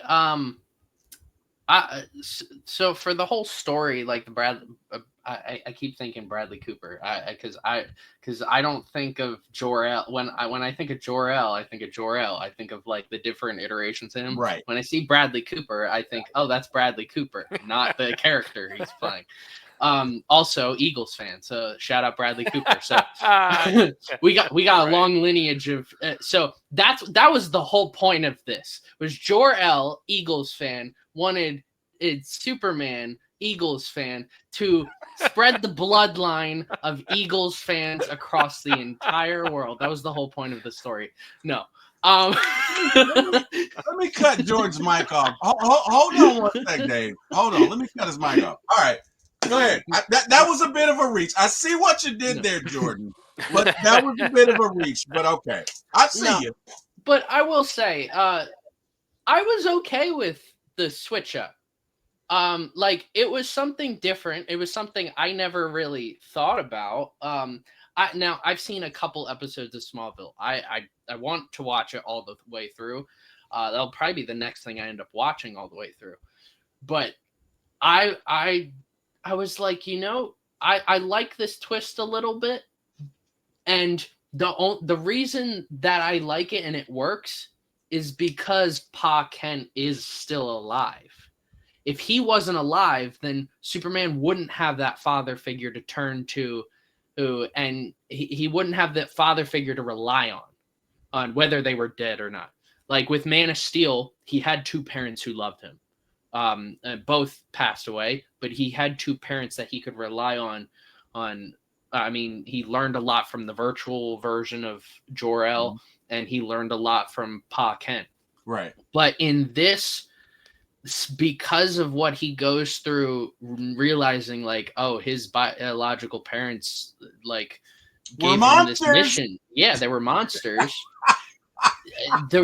Him going through that allows for that dialogue between him and Pa Kent at the end to feel so much more rewarding. And I love that dialogue. I love this Pa Kent too. So I got cousins who are from Kansas. and this is the most Kansas Kents that we've ever had on So screen. that is accurate, is what you're saying? Oh yeah, I know. All right, people are gonna get annoyed with how old they are and stuff like that. They're yelling into the phone and stuff like that. They're calling it the tube and stuff like that. But that's so Kansas. The way she's like, I'm gonna shine your boots, and like just there. It was so accurate. I loved it so much because I mean, so let's be honest. like that part of it. Okay. Let's be honest. Even though I love both actors who play as parents in Man of Steel, and I love that version. And if I'm picking any version, it's going to be that one in Man of Steel. But this is the most realistic adaptation of a Kansas family, and that's what which is weird because Zack Snyder's known for his realism, and this is very comic booky, but this is more realistic in his adaptation of Kansas farmers. Because I mean, it didn't really sound like any of them were definitely from Kansas and Man of Steel. I think James Gunn is from Kansas, and what he said is that he wanted to make characters that were closer to realistic, I guess, portrayals. So he did say that, and you just backed that up. So I mean, I have nothing else to say about it. If they were keeping it real, then they were keeping it real. It is what it is, man. All right, so let's move on. So now Superman has a conversation with Lois. He decides, you know what? I'm going to turn myself in. And Jesus, Braves. It will drive you to drink. Okay, anyway, sorry. They're playing with my emotions right now. I don't know why they want to do this while I'm doing this presentation. They just want to keep messing with me. Anyway, he decides to turn himself in. And this was one of the bones of contention with the whole political ideology, because when he slammed to the concrete, he says, "You didn't read me my rights," right? And let's be honest, the pocket zone is, I hope I don't get in trouble for this, Gitmo. Okay, it's Gitmo. Let's be real. Let's keep it honest. And they send him to this pocket detention center. And he arrives there, and Metamorpho, which, by the way, okay, little known fact. When I had to be 6 or 7 years old. This is Dave. You about what, 10 years younger than me? Yeah. Okay, so this is a little bit before your time. Jordan, this was definitely before your time. But back in the day, when I was 5 or 6 or 7 years old, we had these little things called records, right? They were these little discs. Right? I got records. I got records right now. Hold on. I got to tell you guys this, because you guys are going to laugh, because this is really goofy. And my wife is not going to be happy that I shared this story with you, but I feel the need to do it. So here we go. So I was 7 years old. I used to go and visit my grandmother in Alabama. I am originally from Montgomery, Alabama. And shout out to everyone in Alabama. I was going to crack a joke, but I'm not going to, just because I want to crack a joke, but I'm not going to. Anyway, I'll crack that joke offline when nobody else can see it but us. Trust me, it's funny. Anyway, back to the story. So my cousin and I used to listen to records, and they made these Justice League records, right? That, for every character or whatever, they had a song. And so there was this song called Metamorpho, and me and my cousin freaking loved it. Oh my God. It had like a 60s thing, like Metamorpho. It was great. I'm telling you, if I didn't think I'd get in trouble, I'd play it for you now. Like, it was so dope. Like, if I call my cousin right now, I wonder if she'd answer. She would tell you about Metamorpho. I don't know if she would. I don't know. I'm going to, you know what? Hell with it. I'm going to try it. So Metamorpho, the point is, Metamorpho has always been one of my favorite characters because that's how I was introduced to him. I didn't know anything about him. and my cousin put on this song, and we were like, "Oh my God, that is great!" And you know, when you're 5, you listen to stuff like over and over and over again. So we listened to Metamorpho like all summer. Hold on one sec. I know this is a bit unorthodox, but that's what you get when you watch For My ATL movies. You get unorthodox stuff like this. So we're gonna try it. She may not answer. She's gonna laugh because I'm gonna tell her she's on a podcast now. Hey Peaches, you there? How you doing? I'm good. Can you guys hear her? Yeah. All right, so Peaches, I'm actually on a podcast. Guess what I'm talking about? What? Metamorpho. So you remember that summer when we listened to that like every day? Listen to that all the time. Wasn't that a great song? It was. It was the best. Okay. That's all I wanted. I love you, cuz. I'll call you later, okay? All right, Thanks bye. for coming on the show.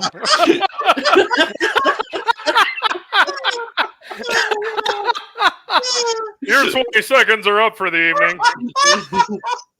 Let me tell you something. Next caller. He's gonna clown me so much when this show is over. He's gonna be like, "What did you do?" No, but anyway. So yeah, I brought that up to say Metamorpho's always been one of my favorite characters, man. That's how I was introduced to him. He's got cool powers. And really, if you guys get a chance, you should look up Metamorpho on YouTube. Listen to the song. It's got a 60s feel to it. It's a really cool song, or at least it was in the 70s when we listened to it. I don't know about it now, but it was really cool. But anyway, let's get back to it. So Luther basically imprisons Superman. Metamorpho can form up any shape on any element, and of course, he forms up kryptonite and holds Superman hostage. And Metamorpho is doing this obviously because Luther has his son, and this is when we really begin to see the ruthless side of Lex Luthor, the really ruthless side of Lex Luthor. So the gentleman that tried to help Superman in the beginning when he's fighting Ultraman or Ultraman whatever. or Bavario or whatever dude's name is. Yeah, it's got 30 names. Right. Luther has captured him, brings him before him, and he says, "Where are your parents?" And he starts asking him questions, and he doesn't answer.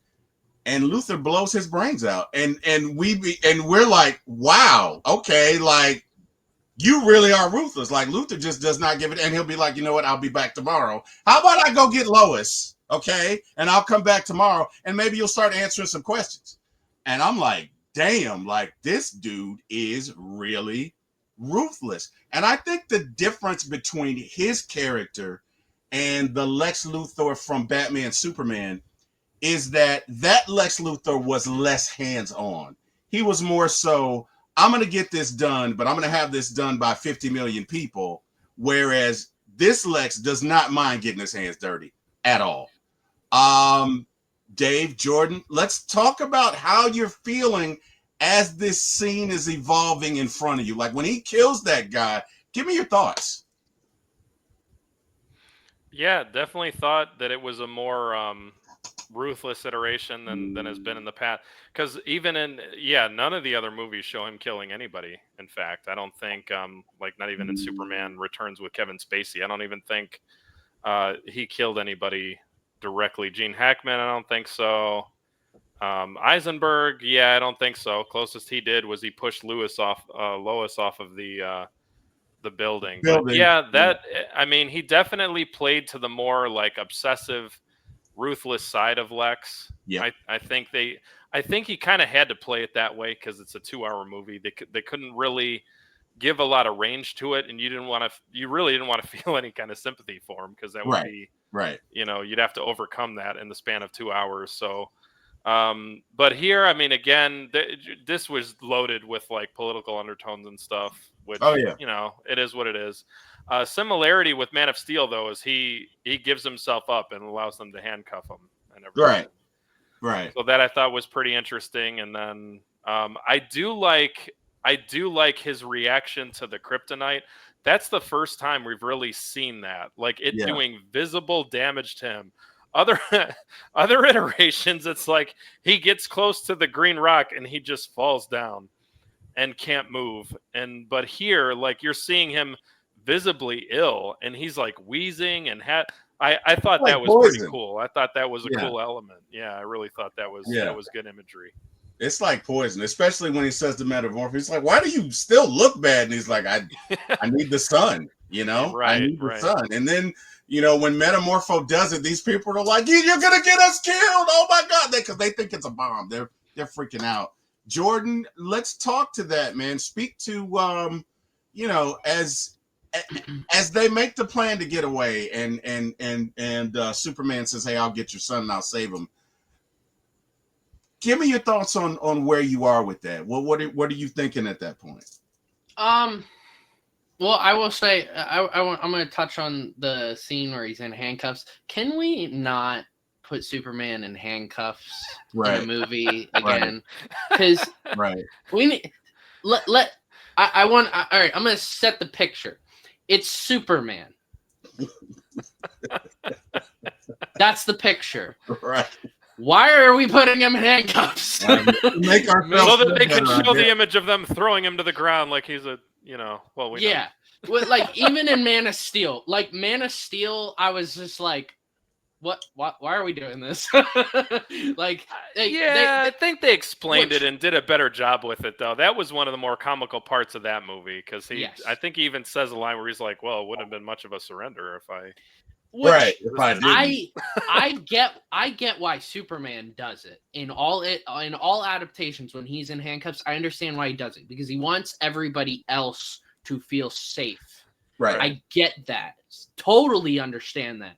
Right. But the idiocracy of everybody else to be like, we're gonna put this guy in handcuffs repeatedly.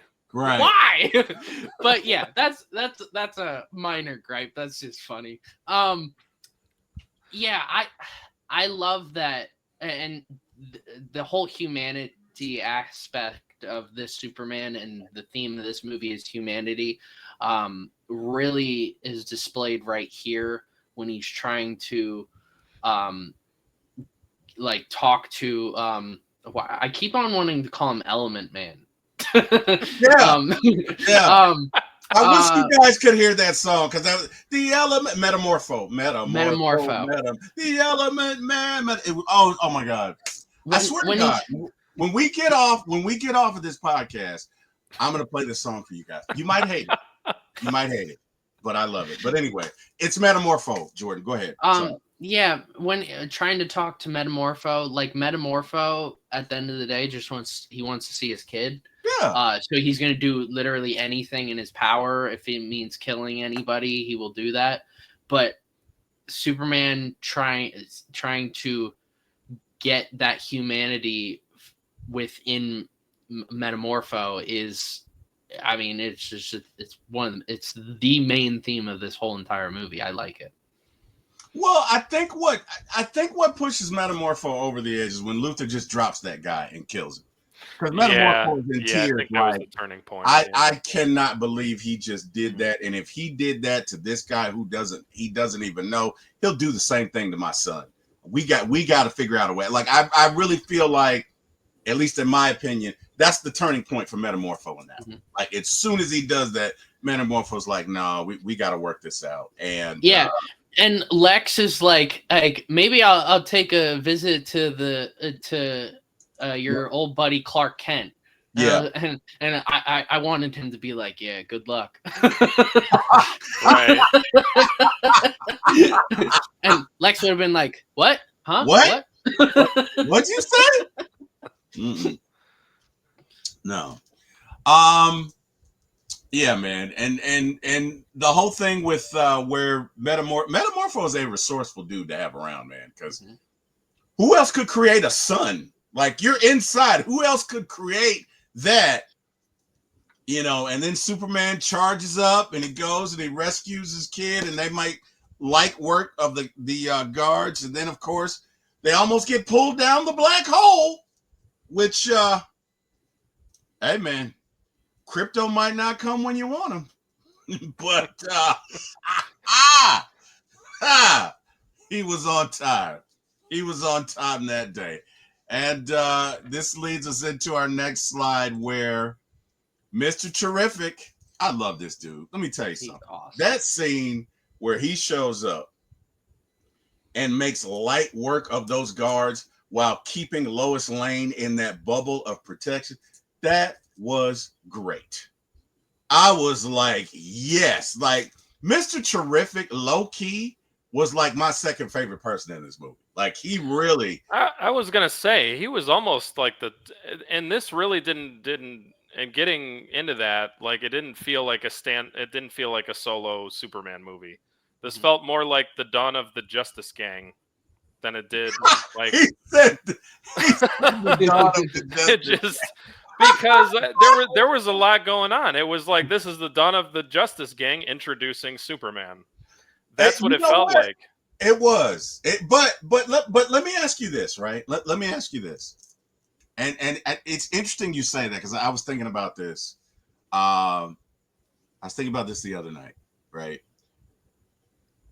Do you think that this Superman, knowing what you know about him now, could have pulled off a solo Superman movie? I mean, it depends on what story you're talking about. I mean, obviously, we're not going to get another origin story for a very long time. I mean, they might, depending on what they do later, they might do like some flashbacks but I don't think we're ever going to get like a full thing. I think David Cornsweet, who played him, definitely could have carried like his own movie in a different way with a storyline like this, doing with the vulnerability, but like him getting used to everything, because again, going back to that dialogue he has with Lois, like he almost comes off like a kid in the sense that like he's kind of immature to what the outside perception would be. Not that he's like, stupid or anything like that, not to that degree, but he's almost like he's still got that innocence and doesn't really see all the different dynamics of all those other perspectives that people would hold. Like in that sense, he seemed like immature there. So like I could have totally seen him in an origin story type of a movie had it not, because obviously that's been outplayed between shows and movies by now. But I think they definitely could have done one. They could have probably done a solo, a standalone with a different storyline. I thought it was cool that they brought an Ultraman. That's the first time I think a live action movie has at least done that. He's been in Smallville and all that and everything too. But this is the first time I've seen him in a movie. If they had a different storyline, they probably could have made that a solo as well. But this, honestly, it did not feel like a solo Superman movie. Oh no, it wasn't. It wasn't. But I'm going to be honest with you. It didn't feel crowded to me. So let's get into this. One of the complaints about this movie is that there were some fans who felt like there was too much going on. There was too much going on. There were too many there were too many heroes. There were too many characters. You didn't get enough time to develop this one. That's how they felt. Now, I didn't feel that way because I felt like even though you did have Mr. Terrific, Hawk Girl, Guy Grantham, Metamorpho, Ultraman, the Engineer, they all had, it was 2 hours and 10 minutes for a reason. So they all had their own segments, and it did not feel crowded. It did not feel rushed. I didn't feel like there were any unnecessary scenes in there, but I felt like James Gunn is saying, hey, this is the flagship story for this new DC universe. I'm putting it all on black. I'm not going to miss. So I'm not only going to have Superman, I'm going to have Ultraman, I'm going to have Mr. Terrific. You get what I'm saying? It was like he's hedging his bets. That's what because maybe he could have, again, I think the fact that you had other strong characters in there kind of made up for his vulnerability. You get what I'm saying? That's just me. Jordan, give me your thoughts.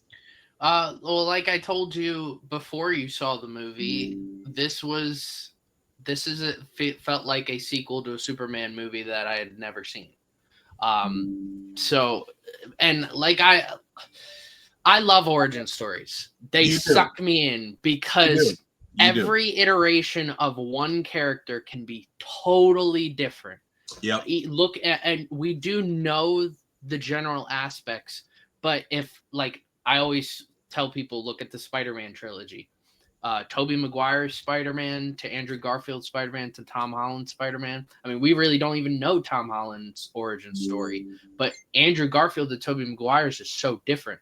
Looking at the 80s and 90s Batman and that Bruce Wayne turning the Batman origin story, very different than the Christian Bale story, very different from Ben Affleck's story that we see glimpses of at the beginning of Batman versus Superman. So I love origin stories. I'm not a huge fan of just getting thrown into a universe, and was sort of my gripe with the Batman with Robert Pattinson, and I love that movie. Just like I really enjoyed this movie too, but it felt like you were getting thrown into it. Seeing a Justice Gang already formed, like, I don't know these people. Right. I know the characters. Hawkgirl is one of my favorite characters because I loved her in the animated series of the Justice League. And also the actress who plays her is fantastic outside of Dora, because she played Dora and also Madam Web. She always gets into these terrible little projects here and there, but she is a fantastic actress, and I can't wait to see more of her. And we got to do Madam Web, right? I don't even want to talk about anything Madam Web. That movie. Reminding you. I'm just saying. That movie gives me headaches. That is all right. Short rant. That is the worst comic book movie ever made. That's short rant. Is. It's awful. That and the Eternals. They're both terrible. They're bad. Nathan Fillion as Guy Gardner is perfect because I saw something. This person online said that her and her boyfriend went. She didn't know anything about comics or anything. She was just going to see this with her boyfriend. Her boyfriend knew a lot about the comics, and at the end she was like, am I supposed to like this guy, Guy Gardner? And he's like, oh, no, you're not. And she's like, oh, and she's like, oh, and he's like, that's why this is so, like, he's doing such a great job because you're not supposed to like him. He's supposed to be just a jerk.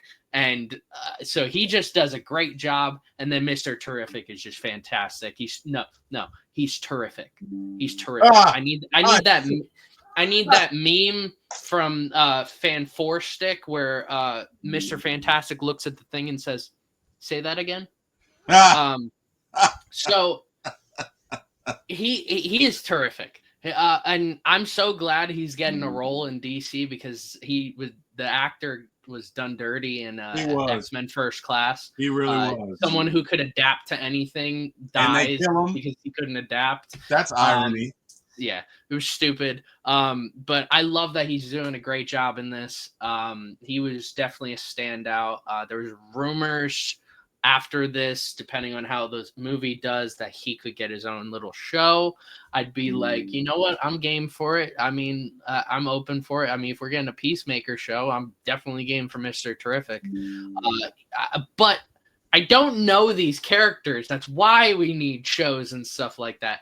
It was my big gripe with Black Adam was I don't know the Justice Society. I don't know these people. I know the characters from other stuff, but the comics and stuff, but I don't know them in this universe because they are different people. Just like the Jor-El in this movie is different from Jor-El in other movies because this one's a bad one. Right. So yeah, I'm more of a origin story, and yeah, this was. I mean, if we had an origin story to this movie, and that was a really good movie, just maybe like an 8 out of 10 or a 9 out of 10, you'd be like, this was a great follow up to that first movie. This was a fantastic sequel to that movie, but it's a fantastic sequel to a movie we'll never get. That's my main issue with this movie.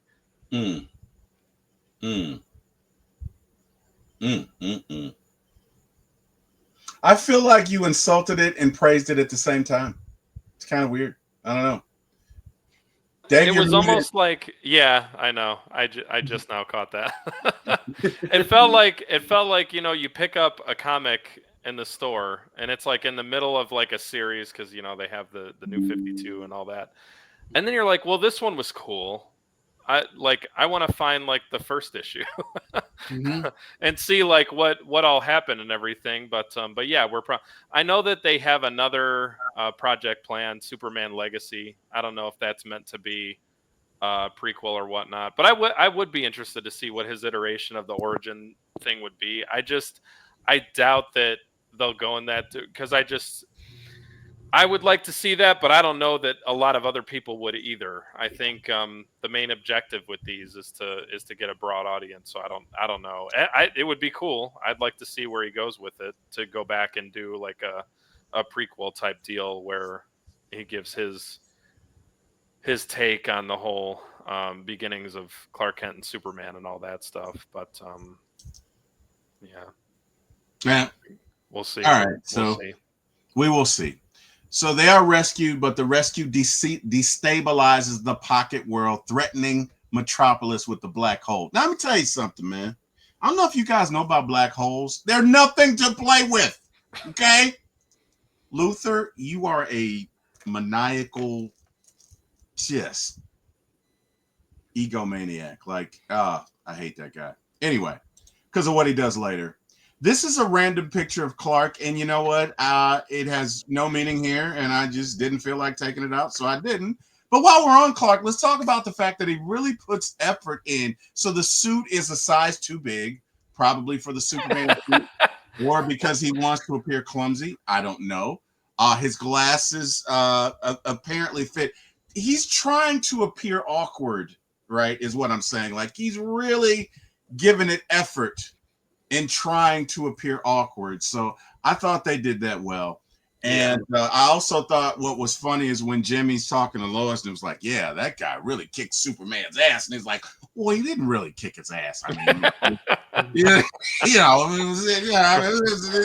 have gotten the best of him a little bit, but he didn't really kick his ass. And I thought that was funny because I probably would do something like that, right? Matter of fact, Oh yeah. Dave kicks my ass at Madden all the time. So, I mean, as a matter of fact, Jordan, this is the guy I was telling you about that came to my house. This is the guy. Right, Okay. ate my food, and kicked my ass in Madden. Nice. And that's Nice. probably exactly like With Cleveland. With Cleveland. Oh, you lost to Indeed. Cleveland? Indeed. Oh, you know what? man. We're not going to do that. We're going to talk about Superman. That was just an example, and we're going to. Well, speaking of Cleveland, that is in fact where a lot of it was filmed, by the way. It was. Interesting fact. I just saw that the other night. So quick segue into Cleveland. There is the spot, and actually, Terry, I'll send you pictures of this. There's a display in the Cleveland Hopkins Airport there's like a Superman statue, and then they've got blurbs about the different buildings of Metropolis. They're all actually patterned off of buildings from downtown Cleveland. It's actually really, really cool because obviously the writers and stuff are from Ohio. If for whoever doesn't know that story, but yeah, it's really cool. It's by I think it's like in the somewhere in the departures section where they have it. But yeah, it's pretty interesting. But yeah, that's where they filmed a lot of it because we would get a lot of like in the local news, they were talking about casting for it and everything. And yeah, so that's what's up, man. But then they just green screened the hell out of the movie because I didn't recognize a whole lot of what they showed in the actual movie, other than those were probably Clevelanders running in the street. But hey, man, well, they did a good job, right? Yeah. So but yeah, I did see that. I did see that a couple of the writers were from Cleveland. And also, all of the streets in the movie that you see are named after writers. I thought that was really cool. I didn't know. They're named after Superman writers. So I thought that was cool. But yeah, man, this is the guy that kicks my ass in Madden, Jordan. So I do want to shout out the Jimmy Olsen in this movie Oh is man, yeah. comic accurate, just the perfect iteration. When I heard Skylar Gisondo was going to be playing this guy, I was like, he's going to do fantastic. He's gonna have a great. If he has a great script, he's going to be the perfect Jimmy Olsen. This is the perfect Jimmy Olsen. I have never seen in live action. I don't know how if Jimmy Olsen is in Smallville. I don't know how, if he is. I don't know how well he's done. But this is the perfect Jimmy Olsen in any live action that I have seen. Just great. I mean, he's got photos of him with two girls next to him, and the ladies love him. But his hand placement is like his hands aren't even on them; they're like hovering. The ladies love him. He looks like Keanu Reeves in those photos where he's with a girl and he's just not necessarily touching them because he's trying to be polite. Like, right. This is perfect. I loved it. So yeah, shout out to Skylar Gisondo for his portrayal as Jimmy Olsen. It was perfect. I'm not gonna ask that question. I'll ask it off air. But yes, is your answer. Because honestly, like when the ladies are like, "Who is that?" I'm like, "Are they looking at Clark?" You know what I mean? I'm like, who are they looking at? Like that storyline with him and was it Tess? Was it Tessmacher? Miss Tessmacher? Yeah. Was that the one that Luther, had the Luther's girlfriend? It was new for me because I'm not familiar with all the different versions of him. So I only know him from the movies and from Smallville. Smallville, he doesn't play like as much of a I don't want to say like nerdy character, but he is kind of like an off to the side nerdy kind of character, and a lot of the other versions and all of that. But this was funny as heck, and I love that storyline with him and Lex's girlfriend. I thought that was hysterical. Yeah, that was great. That was such a good comedic element that they put in the movie. Especially when he was like, how much time? And I think if you would have made it more of like a Man of Steel-ish movie with the Jimmy Olsen love story, that would have been such an awesome movie. What a combination that would have been. They're on the phone and she's like, well, if we can spend the weekend together. And he's like, the whole weekend? Right. She's begging him. Right. She's begging him, and then he's like, well, not the whole weekend. Right. That was fantastic. And there's literally seconds before she's about to get taken. So you're watching it like, just say whatever you gotta say, Jimmy. Come on, man. What the hell is wrong with you? He's like, the whole weekend. She's like hanging on every word he's saying, and it was just that was just so great. That whole thing with them two was just so great. Every bit of it. I was like, Jimmy, you're gonna get us all killed. Like, what? The whole weekend? I know. Jimmy, what are you doing? What the hell are you doing? You say whatever you gotta say. You moron. What are you doing? The whole weekend. And I'll tell you, you're not even the good-looking one in that combination. Like, right. you're not even the better-looking one in that combination. Bro. And all the ladies in that office were like, "Oh, check it." I'm like, "What are they? Did I?" That's Jimmy Olsen, though, in the comics. That's totally Jimmy Olsen. This is perfect. I missed that. I totally missed that. Okay. Hey, that's what you say, Jordan. I'm thinking, well, maybe it's a young thing. Like, I don't know this dude. Like, maybe, maybe he's got swag, and I don't know. I'm sitting up there for the whole 5 minutes. I'm looking at it like, what the hell are they looking at? Like, why are they so into Jimmy Olsen, right? And then when she calls him and she's like, yeah, I'll do it. I just want to spend the weekend. I'm thinking, Jimmy, it's just a weekend. What the hell? Like, Metropolis is about to be destroyed, man. Sometimes you got to take one for the team. What are you doing, Jimmy? And he's like, the whole weekend? I mean, are we talking like in dog years, or what are we saying? Like, and I'm like, dude. So I don't know. That was crazy. But anyway. Another character, since you've got this up about the Justice Gang, that I think they did better than anybody else so far was Hawk Girl.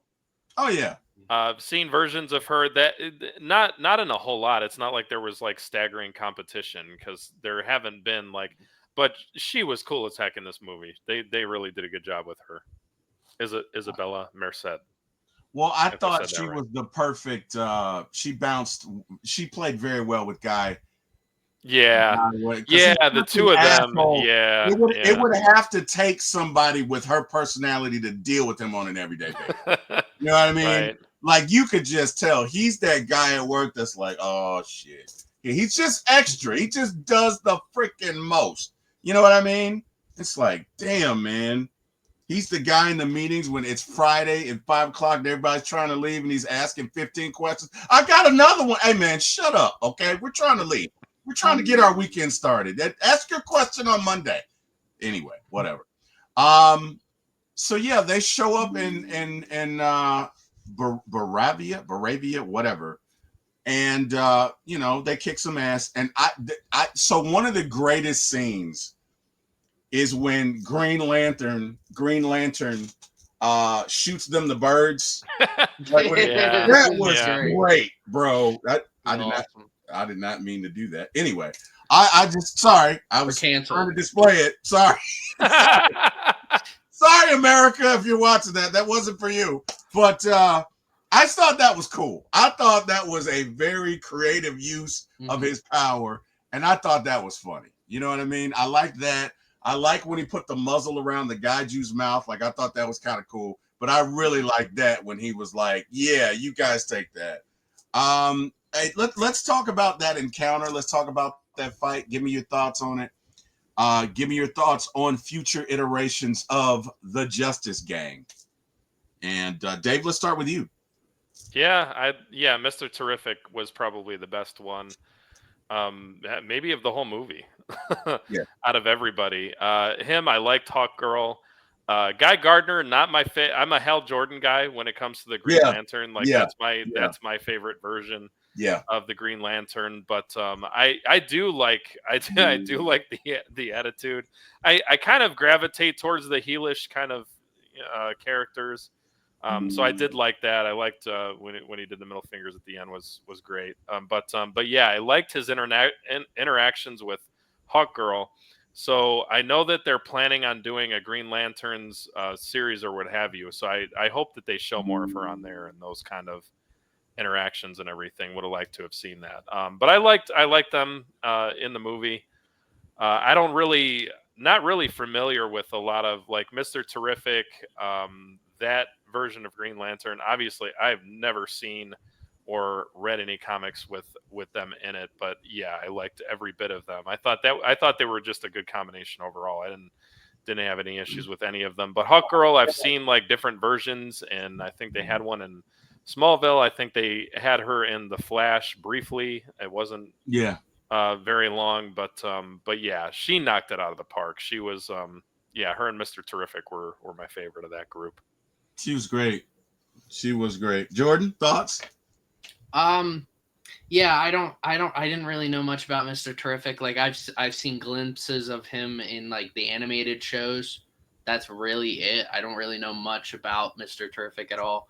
Like I said, Hawk Girl is I love the Hawk Girl character. Seen her in animated shows. I mean, I liked her iteration of the original Justice League animated series. And yeah, like with Green Lantern, I didn't know there. All right, my backstory with the Green Lantern character is I was first introduced to Justice League with Justice League the animated series. So John Stewart is my Green Lantern. Right. I had no idea who Hal Jordan was until I saw Ryan Reynolds as Hal Jordan. So I had a bad introduction to Hal Jordan. Yes, you did. But I will say this Lantern show casted two fantastic actors to play Hal Jordan and John Stewart. I can't wait for that show.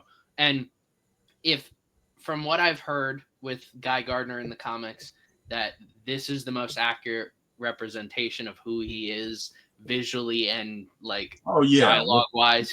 With the bowl cut, yeah. Then honestly, he did exactly what I expected him to do. I thought when I heard Nathan Fillion was going to be playing him, I was like, this is just James Gunn getting his buddy into a movie.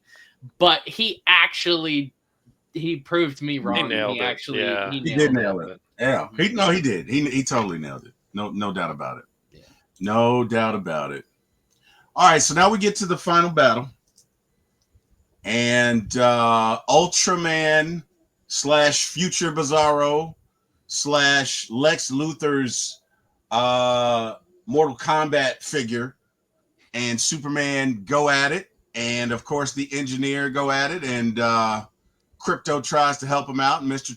Terrific tries to help him out. And they get after it. And look, it was a great fight. It was everything we wanted to see. I got so sick of B1, B1, B1, B1, B1. I got so sick of that. But I was so glad when Superman finally figured out, you know what, Lex is controlling him.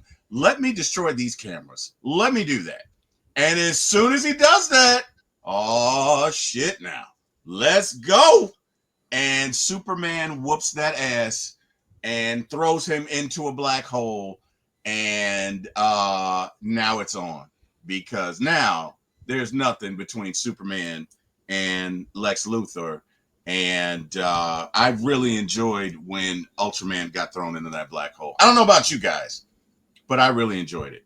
Now, what I really enjoyed is after that, Superman goes to see Lex, and you know what's kind of cool, when that compartment in between the building, the two towers, turned into a ship. I thought that was kind of cool. I got to be honest. But Lex is still a jerk. But when Superman shows up there, and Crypto shows up there, and Superman is like, look, man, I'm just human. You know, I'm human because I make mistakes. And Lex is still like, no, da-da-da-da-da-da-da. And Crypto, and excuse me for saying this, bitch slapped him. I stood up. I thought it was great. This is my favorite part of the movie. I was so happy that somebody finally shut him up. I thought it was great. I'm going to shut up now, and you guys tell me your thoughts on the scene. Tell me what you thought. Give me all of your info regarding that. I mean, I loved. I thought it was very creative for him to realize, like, after the nanites are going all up in him, to go. I thought he was going to go into space and they were going to freeze. That's what I thought was going to happen. But then he immediately turns around and just starts being a projectile down to Earth, realizing, okay, this is going to knock them out. And he's blind doing this. But this what probably showed Superman's strength the most of any scene in this entire movie. Him, because they're still trying to beat the crap out of him, and he's still just going up into space and falling down, not breaking any sort of movement. So it probably showed the best version of the strength of the Superman. Really smart. And then we get introduced to, like, Ultraman being a clone of Superman, which I think this is going to. I think there's a possibility we get a Bizarro world of Justice League characters, and that's I think where he goes is where because there's a comic book storyline where he goes to a different universe and starts his own Earth, and that's where you get the Bizarro world. And I think we might be getting that sort of thing. If not, oh well. I didn't really like. There wasn't I mean, he looked like a clone of him. He didn't really look like he could be Bizarro. I mean, I'm sure in future movies, if he comes back, they'll make the makeup look a little more bizarre. But otherwise, I was like, yeah, this is kind of what I expected. Superman telling Crypto to play fetch and get the drones and stuff. That was really fun. I love that scene. And the speech that he gives to Lex is, in my opinion, I don't think we've gotten a speech like that in a Superman movie before from a Superman. It was like I was listening to him talk, and I'm like a lot of people, when they've been posting about this movie, and the positive reaction I'm getting is that, like, people are like, depressed with their current situation in life, and then they go see this movie and they come out and they're like very appreciative and like they're more positive. Yeah. And this scene really is the driving impact of that. Yes.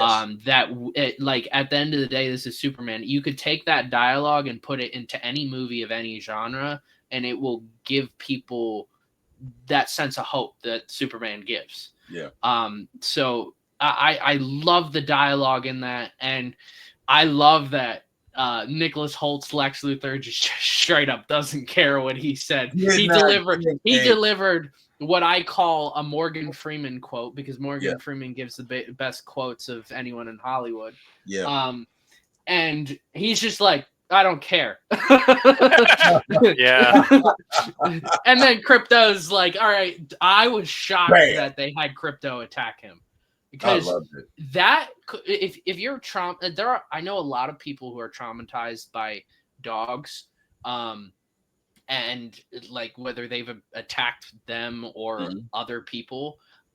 So I'm a little shocked that they made it into the movie, especially as like I thought he was just gonna like swing him around kind of like Hulk does with Loki in the beginning of Avengers. Like I thought he was gonna do that with him. I was gonna be like, but no, he straight up like goes and starts wailing on him and biting him and stuff. I loved it. I was like, oh, okay, we're going there. I like it. I loved it. But yeah, I love this. Yeah.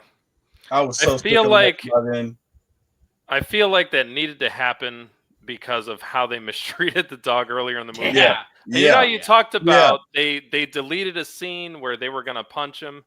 And I think one of the reasons they probably deleted it is because they didn't want to kill off Lex Luthor in the very first movie, because that's what they probably would have had to do to appease people if they'd have showed that dog getting punched by a human being.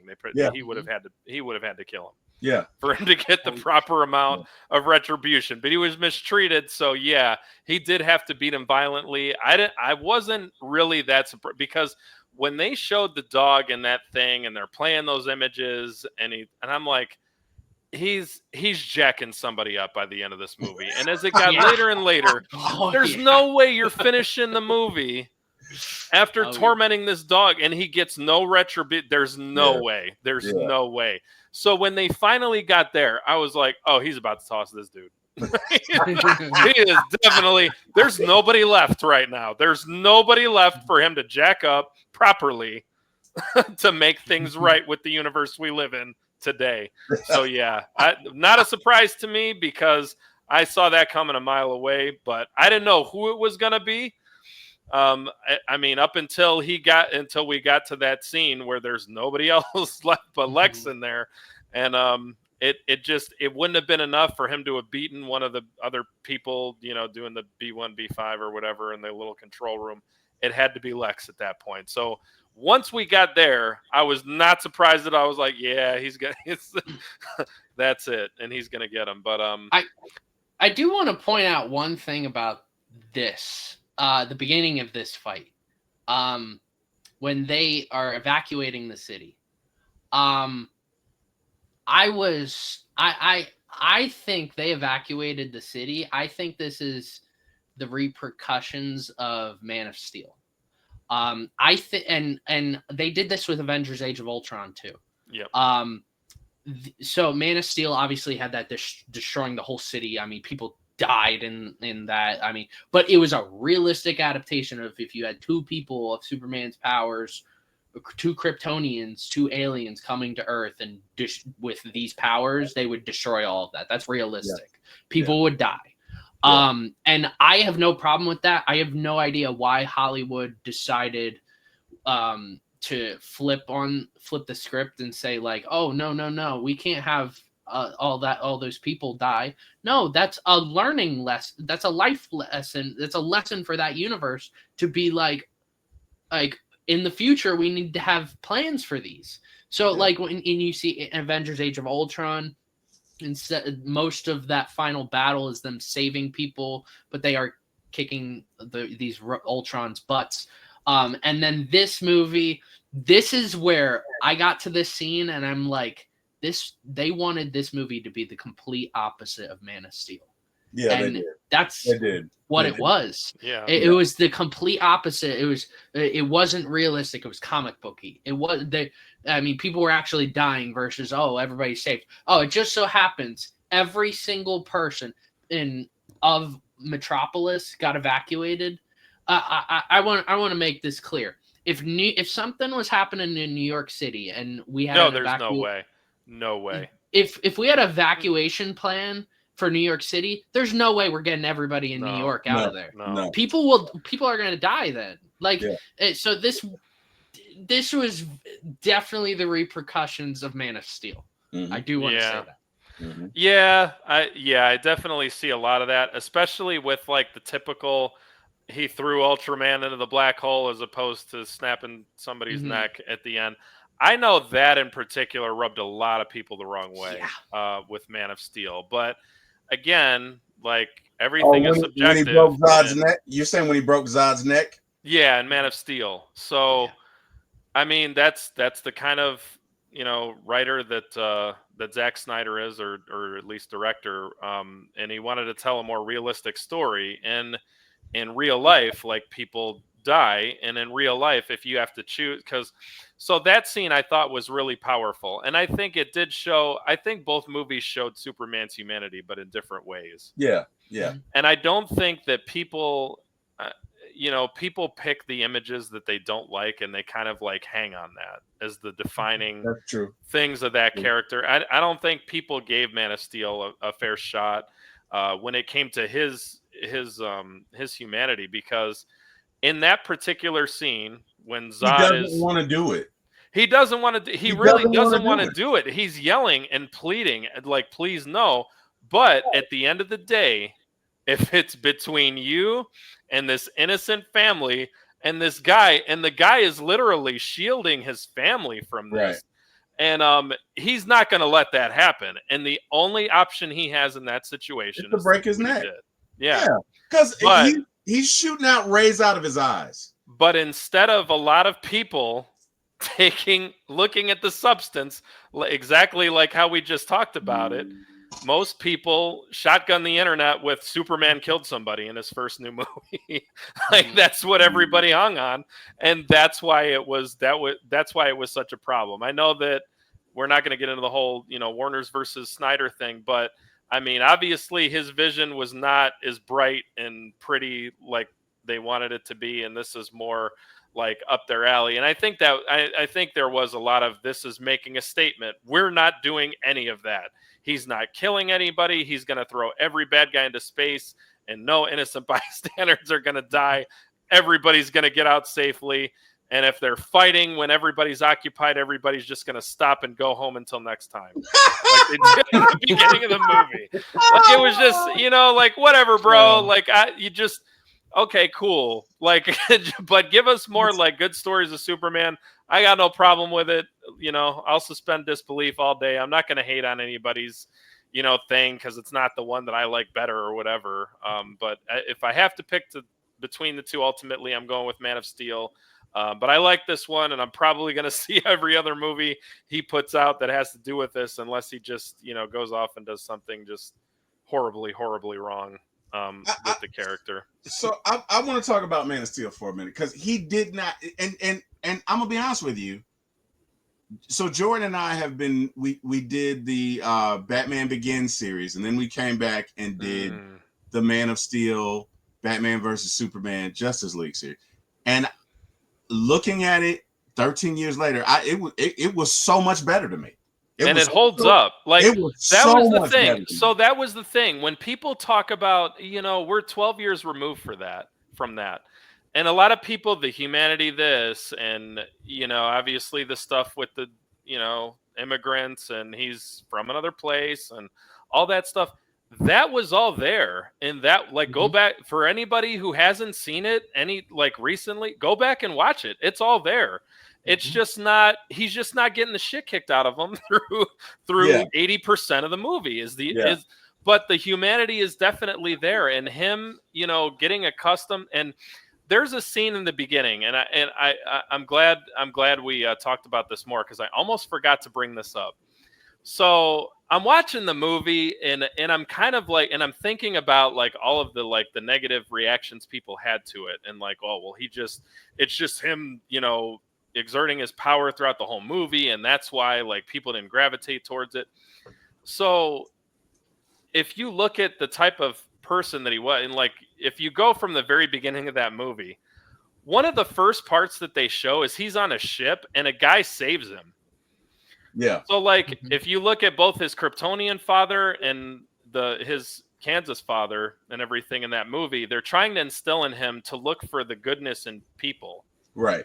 And all of that. And one of the first things that happens is another guy, well, seemingly saves his life because he obviously doesn't know about, his ability. He pushes him. There's like this big cage that's going to fall down and everything. So like everything in that movie is completely identifiable. Like I feel like there was just far better storytelling in that one, like far and away. Like it's not even close. Like I like this one. It had so many good things about it, but at the same, like if you're just going off of storytelling, way better storytelling. And without a doubt. There was so much humanity, and the point being driven home about regardless of where somebody comes from, it's more about the substance and the content of their character that really, because like when he saw that, he kind of looks back at the guy for a moment, and I like forgot about that part. I'd watched it I don't know how many times, but when I saw it again most recently, I was like, oh yeah, I forgot this guy tries to save him. It makes so much sense. And if you take that from the very beginning and you go back to the very end where this innocent guy who's trying to protect his family is about to die, like how do you not understand that? How do you not get that? It's just that was needed. It's a different generation, but I got to be honest with you. Going back and watching that movie again, there are two things that stuck out to me. And it's interesting you bring that scene up because with everything in him, he did not want to do that. As a matter of fact, he pleads with him no. And when he does it, he damn near is in tears. He screams. Yeah. He damn near is in tears. And then the other part that I remember, and this stuck out to me, my mom died May 16th last year. But when they're in the car and they're having that argument, he's like, "You're not my real dad." Shout out to Brad. We work with a guy, Jordan, that says it all the time. "You're not my real dad." So but he says that, and then the tornado is coming upon them, and there's no time. And so Clark gets his mom out. They get everybody up under the underpass, and Kevin Costner has to go back for the dog, and he gets the dog out. And there's a moment between Kevin Costner and Henry Cavill or Clark, yeah, where he looks at him, and Kevin Costner goes, "No." He puts his hand up as if to say, "No, I know I'm going to die." The secret was more important. Keeping the secret was more important. But if you look at his face, you can see this is my dad. This is my dad. He's about to die. And and there was so much emotion in there. And that was humanity. Think about it. I'm gonna save my dad. I don't give a damn what. I'm gonna save my dad. Fuck it. Y'all just gonna find out today. Y'all gonna find out today. Okay?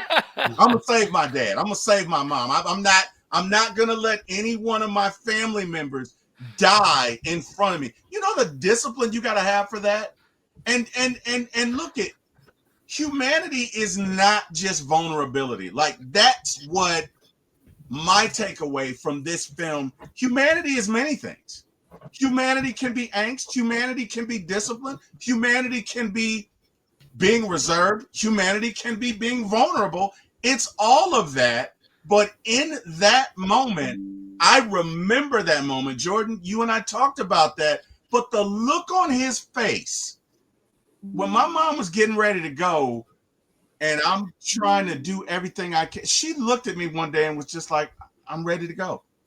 She couldn't talk, but she looked at me, and that's the look that he gives Clark, like, "You're my son. I love you. The world is not ready, and your destiny is too big. Just let me go." And that is deep. And that That- part that holds is- up today because they sacrificed a human life for the freaking dog. So for everybody out there Right, who right, feels that dogs right, are more important than people like right, they did in this new right, movie, right. they saved the dog over Kevin Costner. So Right. calm down. Right, Everybody calm down. right. So, but that was my thing. Again, I agree with you. I like Man of Steel better. But whatever. Look, I'm not taking away from this movie. This was a good movie, but I just don't want to be swept up in this thing of, well, the only way to be human is to be vulnerable. No, because there are times you shouldn't be vulnerable. Look, you can't be vulnerable with everybody. There's some folks, if you're vulnerable with, they're going to take advantage. Like if he's ever vulnerable with General Zod, that's going to be a real quick movie. That's going to be a real quick movie. Bam. Yeah. So, and if we're comparing the top villains, because obviously there's no Lex in Man of Steel, they had Zod. But if you're comparing the villains in the two, Michael Shannon takes it for me in Man of without Steel. a doubt. Mhm. Oh, his, yeah. his Zod, like everything he's another one where like there's not a single thing I've seen of him where he hasn't knocked it out of the park. Between Boardwalk Empire, the new Waco series that they had on Showtime, everything I've ever seen him in, that dude just absolutely nails it. Yeah. He is phenomenal. The range on him is incredible, and the way he played Zod in that movie, the kind of like cold-hearted, like military general type, and like he just absolutely killed it. He did. far and away. He did. And the word on the street is he was not a fan of Zack Snyder. He was one that did not.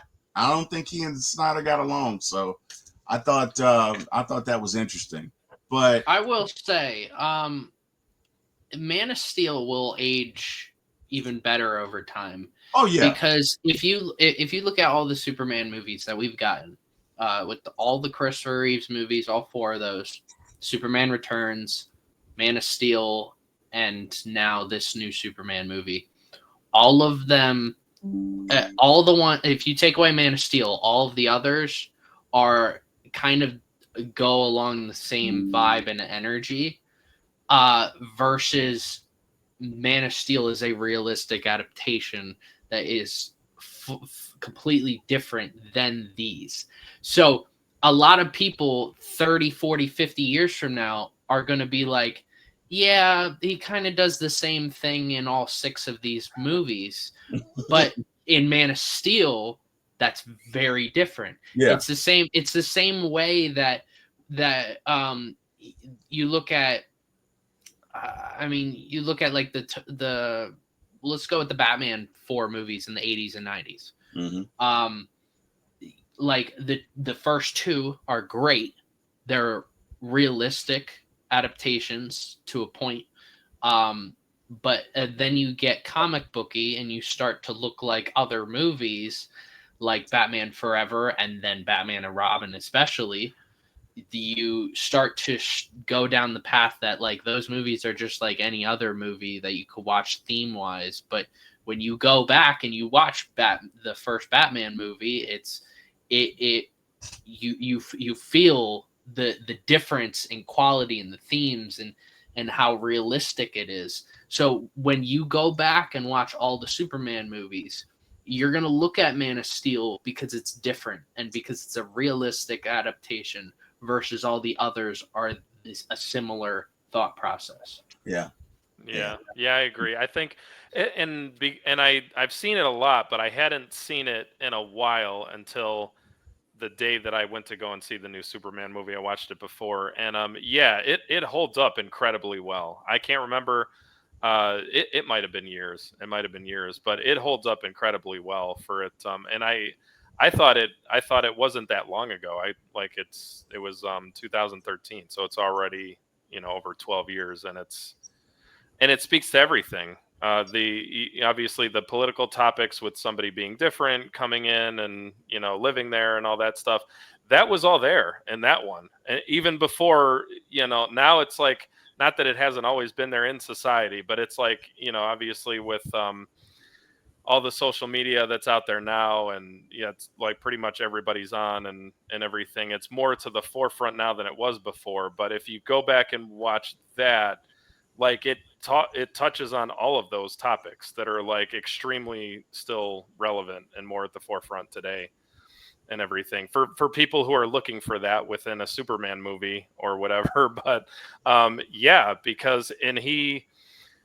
was like making it a point to them, like, yeah, you shouldn't be controlling me. You should embrace me because I'm similar to you. He was like, I'm from Kansas. You can't get you can't get more, you know. It's like I might not have been born here, but I've been here for a really long time, and you know, again, relevant today, right? Yeah, definitely, definitely. So Lois Lane and Jimmy Olsen published the proof that Luthor orchestrated the whole Bolivia conflict and faked the hologram. And Lois confesses her. Well, okay, we'll get into that, but I just thought it was so great that they embarrassed him the way he had embarrassed Superman. I was happy when he was arrested, and yeah, I was sick of Luthor by then. So I was glad he got arrested. I'm not going to give him any more press. I was so done with him by then. He's a great villain, because a lot of times I'm really ambiguous about villains. You know what I mean? Okay, he's doing his job or whatever, but I really did not like Lex Luthor by the end of the movie. And I'm not going to say that his demise rose to the level of Joffrey from where's Joffrey from, Dave? Game of Thrones. Game of Thrones. Jordan, you hadn't seen Game of Thrones, but suffice it to say, Joffrey is the devil. I haven't either. Oh, you haven't? I've heard about that. Damn. I've heard about that. Was it you and Brad? I think we're talking about. Yeah, Joffrey's the devil, like literally. And I'm not proud to admit this, but I've watched Joffrey's death about 15 times. Like that's how happy I was that he died. That's how much of he was literally Satan's son. He was evil. Okay, and it didn't rise to the level of that, but I was very happy to see. Damn it, Braves! I was very happy to see. Luthor get it in the end. Like I hated him. I didn't hate him. I just didn't like it. But of course, Superman and Lois, meet up after the conflict is over, and Perry and Jimmy are talking about it. And Jimmy's like, "Yeah, I think they've been dating for 3 months," and he's like, "Yeah, that makes sense." So we get that everybody knows that they've been dating. And one of my favorite parts of the movie, which I thought was really great, was when he sweeps Lois up, flies up into the center of the mall or whatever structure they're in, and they kiss. I thought that was cool. Look, if I was Superman, I'd love to do that to my wife. Like, I'd love to just pick her up and fly up in there. And, like, I just think that would be so cool. So I thought that was great. I thought that was a great way to end it. And that was one of my favorite parts. There were some parts in here I didn't like. We talked about them. But that one, I really did like the way that ending. I thought it was comic booky, movie-esque. I thought it was great. Dave, give me your thoughts. Yeah, the ending, the speech that he gave at the end, I think just because, like, in my mind, I'm already thinking about how it's marketed, how the movie begins. It felt like it was overwritten. It was like, we're going to show you the previews of the movie that where we want you to understand that he's more vulnerable. We want to start the movie off to let you know that he's more vulnerable. And at the end, we're basically going to like recap everything about how vulnerable he is and about this is a story of humanity. Like by the end of the movie, like I got it. Like I didn't need the monologue was cool and all that he did at the end. And if it inspired people, then that's great. But it felt like it was overwritten. I was like, you kind of got there without him having to say all of that. Like we got it. I mean, so like any movie, and it's a lot like, for people who know anything about pro wrestling, like you start off with a character who just gets beaten. Like maybe not to the degree he was in this movie, but but it's like you're getting fans to feel sympathy for this character, and you're building towards him shining or him winning by the end of the movie, that kind of thing. And they did that. They really did that by the end of the movie. They didn't need the on the nose monologue at the end. I thought he delivered it great. It's not that I didn't like it, it's just I didn't like the fact that they just continually beat, kind of like almost to the point of shoving it down everybody's throat, like throughout the whole movie. Like we got it. Like you wrote it well enough to where you didn't need to like spell it out We specifically at understand. the end Yeah, we and understand. everything. I thought they did that well. Like I mean, you have this good guy babyface character that you really want to see him win. You want to see him overcome all of this at the end, and especially the point about the show of strength when he's flying up and then he goes straight down. I agree with all that. Like they did that. He accomplished that without having to do that. I do like how Nicholas Hoult immediately was like, yeah, whatever, to the line. Absolutely love that. I thought that was great, and that was like that's what your quintessential bad guy character is supposed to do. I just thought that was beautiful. Yeah.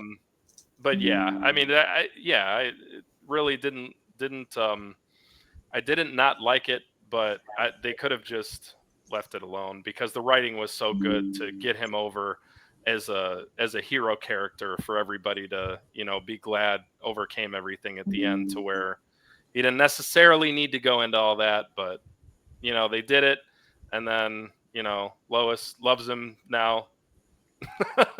So all is well. But I did feel some of it was rushed, though. There was a lot. I feel like stuff was rushed again, like picking up a middle issue of a series that's probably really good. Mm-hmm. And I just want to like go back and like what led up to this. It's fair. Kind of thing. Jordan, thought? I will say I think that it kind of sucks. So I didn't really watch a lot of the trailers. I don't really. I tend to watch the first teaser trailer and the first trailer for every movie, and then after that, I don't watch it. Like I had someone tell me today that they're like, I saw the newest trailer for Fantastic Four accidentally. I didn't know this was going to be happening, and I was just thought it was going to be something different. This is crazy. Basically spoiling it. I haven't seen any other trailers for Fantastic Four. Plus, I kind of already know the whole thought process of that movie. But with his whole monologue, there are a lot of chunks of it. I mean, I would say almost all of it is put into trailers. And so you kind of, it's coming. And it's like, I think they maybe over-marketed some, or you can't really over-market anything. Mm-hmm. But you could have made it a little bit more ominous in the trailers the way it was done. You didn't have to reveal a lot, right? Which I thought the trailers were cut really well. But I think some of the dialogue could have been removed, and because I didn't know what I was getting into if you watch the trailers. Like if you watch the trailers, you just see fights. You see him swooping up Lois. You see him yelling with Lois in that argument in the interview. You see Lex with that picture of him getting angry and stuff. That's really it. That's a great trailer because nobody has any idea what this movie is going to be about. Right. I mean, obviously it's going to be a Superman movie, but the story itself, you don't know. But then you add in that dialogue, and it's like, okay, you kind of understand what the theme of this movie is going to be. And plus, James Gunn goes and just straight up tells us, like, this movie is going to be about humanity. Like, all right, thanks for letting us know the whole theme of this movie. Yeah. Well, let's get into Superman's drunk cousin shows up, and he's like, this is why the dog is so screwed up, because you see her, she goes to planets with red suns and gets drunk because that's what she does. And would she flick him the bird or tell him happy or something like that, and then grabs the dog and leaves. So that was something. Jordan, talk about that. You clearly are a fan of this scene. Let's talk about it. I loved Supergirl the show. I want to say that. I have not watched Supergirl, the movie that's technically in the same universe as Christopher Reeve's Superman, but it's on my watch list. And I always thought the idea of Supergirl is like, I just straight up don't care. But when they said that they're gonna do the the Woman of Tomorrow storyline for her movie, I was like, that's a great storyline. In fact, it is 100 times better than this storyline that we got for Superman. And that's nothing against this storyline for Superman. That's this, like, Supergirl next year could be a lot better than this movie. I mean, her being drunk is because in the comics, she loses. All right, I'm a quick backstory of the Supergirl character. I don't know if they're going to do this for the movie or not. I don't know, but she is sent off from Krypton just like him, but she goes and she's with her family, and so the Krypton dies. So a small portion of Kryptonians are a part of this like society, this like floating flat earth looking thing with a dome on it, and then like invaders attack. She has to watch her family die. Her whole all of this like new Kryptonian society dies, and she is the last person left. So she drinks in the comics because she's been through a lot. How I can compare her storyline is what Tobey Maguire's Peter Parker goes through in Spider-Man 2. Just he goes through so much in that movie that I understand why he lost his powers. And it didn't click in my head for about 15 years after that movie came out. Why, like, I couldn't understand the movie until then. And it's, to this day, there are movie reviewers that I watch that still don't understand that movie. She goes through a lot, and she is not this nice person like Clark. She didn't grow up with family like in Kansas and stuff like that. So she has had an awful life, and her look in this, her vibe in this, her saying basically being drunk, and Superman being like, she's just doing that, she's just being drunk and stuff, because he doesn't know what she's been through. So I can't wait for this movie. I don't know much about Millie Alcock, the actress. I don't know much about her, but I didn't know what vibe she would be bringing. But after seeing this, I'm set for Supergirl to be one of the top movies next year. And it's going to be one of my most anticipated films of next year. And next year's got a lot of movies. The Odyssey comes out. Avengers Doomsday comes out. There's a lot of movies. This is easily going to be in the top 5 most anticipated movies for next year for me. How do you feel about it, Dave? Thoughts? Yeah, same. I can see that being, because I feel like that's going to be like a more solo movie. Now, I could be wrong, because this one was called Superman, and I thought it was mainly going to be about Superman. So we'll see. The Justice Gang. It was Superman, Dawn of the Justice Gang. If they tell that story next year, I think it easily beats this one, which is cool, because again, like, I want them to be able to tell more stories, because at the end of the day, I'm just a Superman guy. So like, whatever makes it to where you keep making more stories, because what was it? After the Christopher Reeve movie stopped, the next one that they did was Superman Returns in 2006, and then they followed that up 7 years later with Man of Steel. And all of that. And then, of course, that led into in my opinion, a great series with Zack Snyder. But, I mean, there's been, like, really long gaps and everything where we just didn't get any stories of Superman whatsoever. But, yeah, so, I mean, I'm glad this one's successful. I hope it does even better and everything. I think they've already got confidence enough to where, like, I even read something online, they were going to fast track Wonder Woman. Was another thing they were talking about fast tracking. But Supergirl, yeah, absolutely. Because that's another character I feel like they did a lot of stuff with her. A little more stuff with her in Smallville. I did like the show Supergirl. I don't think I've seen every season of that one yet though. But what I've seen of it, I thought that one was awesome. And Lisa Benoist, whoever, does a great job.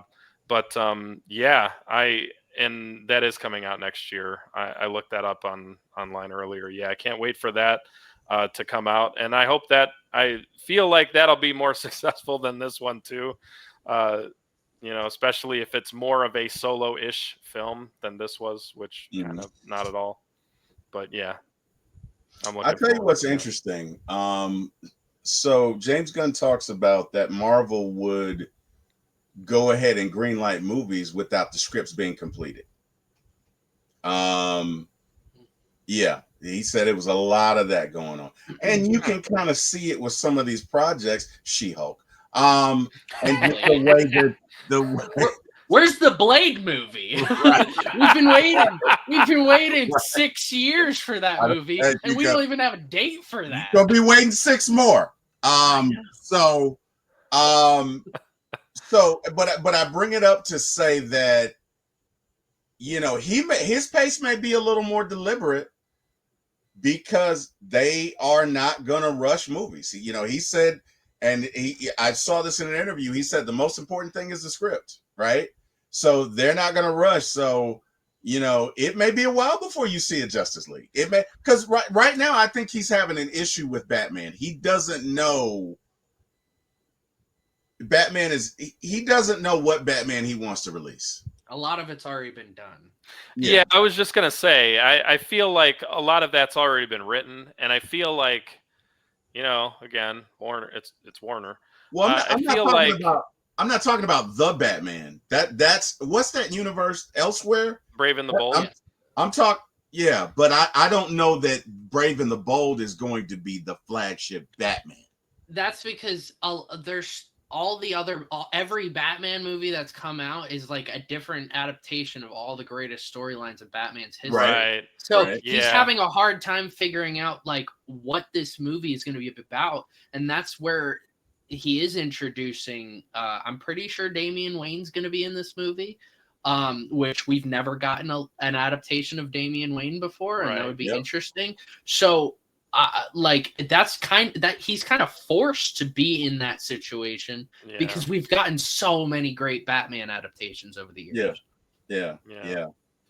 But I feel like in general though, I feel like a lot of these things have been written out, and like I think if all of it, like obviously there might be some changes here and there, but I think it's mapped out like pretty thoroughly, and I think that probably needed to have happened, and this is just my opinion, just based on Warner's experience, because clearly they were not happy with the last direction.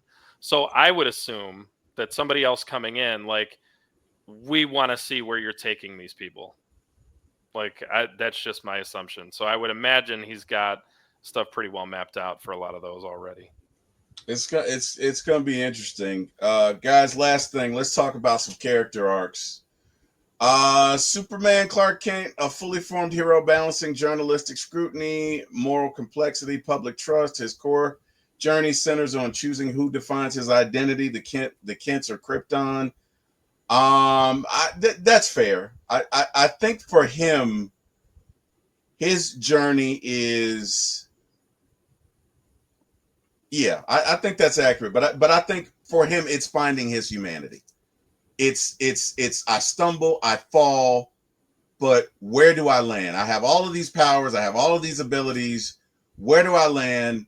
What do I do? He's very unsure of himself at the beginning of the movie, and towards the end, he kind of says, "Well, you know what? I'm gonna fail my way to success." He doesn't say that, but that's pretty much the crux of the speech that he's making. So I thought he gave a great portrayal. I thought he was an excellent Superman. I thought he was a great Clark Kent. There is a fine balance from the wardrobe to the way he conducts himself to the interaction that he has in that 13-minute dialogue with Lois. Some of that was Clark and some of that was Superman. And I thought that was very well done.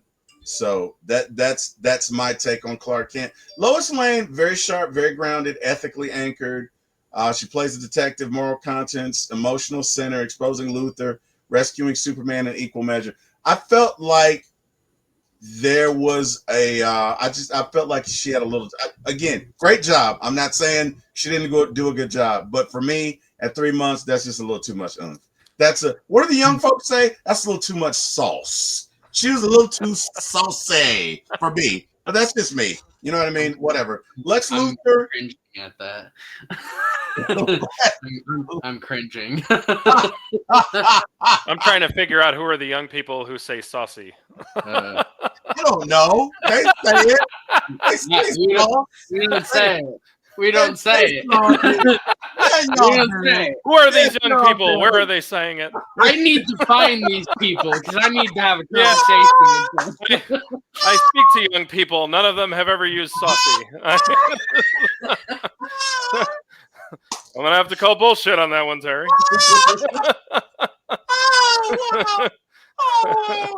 Okay. Lex Luthor, I thought he gave a great. Lex was great. Tech industrial has been on narrative control, power lies and media manipulation, cloning technology, public paranoia, not brute force. Also very envious to the core. And they really played the whole maniacal, eccentric billionaire part.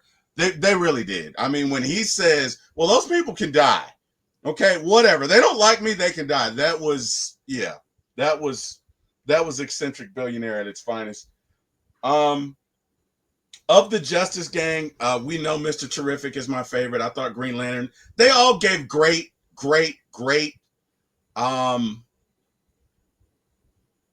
performances.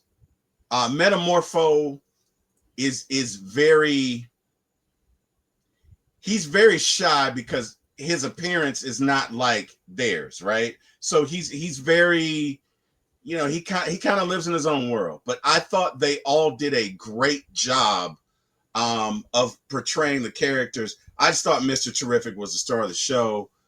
Crypto the dog, hey man, I mean, like y'all said at the beginning of the movie, this is exactly how a dog would act. So, and condolences to you both. But yeah, Dave, any thoughts on this? Character arcs? Yeah, no, I mean, yeah, I'm okay with all of this you got there. I think you're a little hard on Lois though. I think that she was probably the most on point Lois of the ones that we've seen in live action so far. I don't think she was too sharp with them. Because you don't think she was too saucy? Yeah, because like your fictional kids say, she was not saucy. No, she was not saucy at all. She was just. I'm gonna clip that, Dave. I'm just so you know, I'm gonna clip that. I'm so gonna clip that. All right. She was just playing devil's advocate in that, and that was probably one of the high points of that movie because there was just such good dialogue between the two. Really liked that. I liked both, but again, that felt rushed. Like, oh, everything's good now. I love you. It just some of that felt rushed, but I did like the back and forth with the two of them in general, especially with that dialogue. Luthor, we'll see if he ends up in like Arkham Asylum or whatever. See if he comes back at all. But I thought they did a great job with his character. The Justice Gang, yeah, I'm definitely interested to see where that's going to go or how they incorporate them into some of these other shows and movies and stuff like that. And Crypto too. I hope that we see a lot of Crypto in Supergirl, but I hope not like to the degree that we did in this one. Like I do want it to be more of an actual Supergirl movie when that comes out. I would like to see that. But yeah, the dog, I think this is because we don't have a lot, probably the best iteration of the dog in this movie and more true to life and everything. So yeah, that was awesome. That's fair. Jordan? I will say, if you added 10-15 minutes of crypto content, I'm saying crypto as if it's like cryptocurrency. Right? If you added like 10-15 minutes of crypto content for this movie, and you change the title to Superman and Crypto, I don't think anyone would have a problem with it. Because I mean, he was important for the story. He was important for the beginning and the end, and he was there when he was in Kansas. He was flying around cows and stuff. But if you added that content, that 10-15 minutes of Crypto, you definitely could rename this whole movie because of how important he was for Superman. I mean, he got him to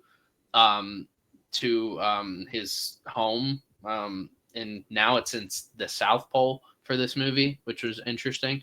I mean, you have him at the end playing fetch. You have him attacking Lex Luthor. You have him getting caught. You have that redemption arc, like Dave, you were saying. I mean, you probably could have renamed this to Superman and Crypto, and honestly, I wouldn't have had a problem with it. Especially, I love the end credit scene. It doesn't add much, but seeing Superman holding Crypto, looking at Earth, is just a awesome, visually, just an amazing scene right there. And I do agree. You're a little harsh on Miss Saucy Lois Lane, but I love it. Hashtag Miss Saucy. Miss Saucy. But yeah, because I loved her Lois Lane. I love seeing David Cornswet as Superman.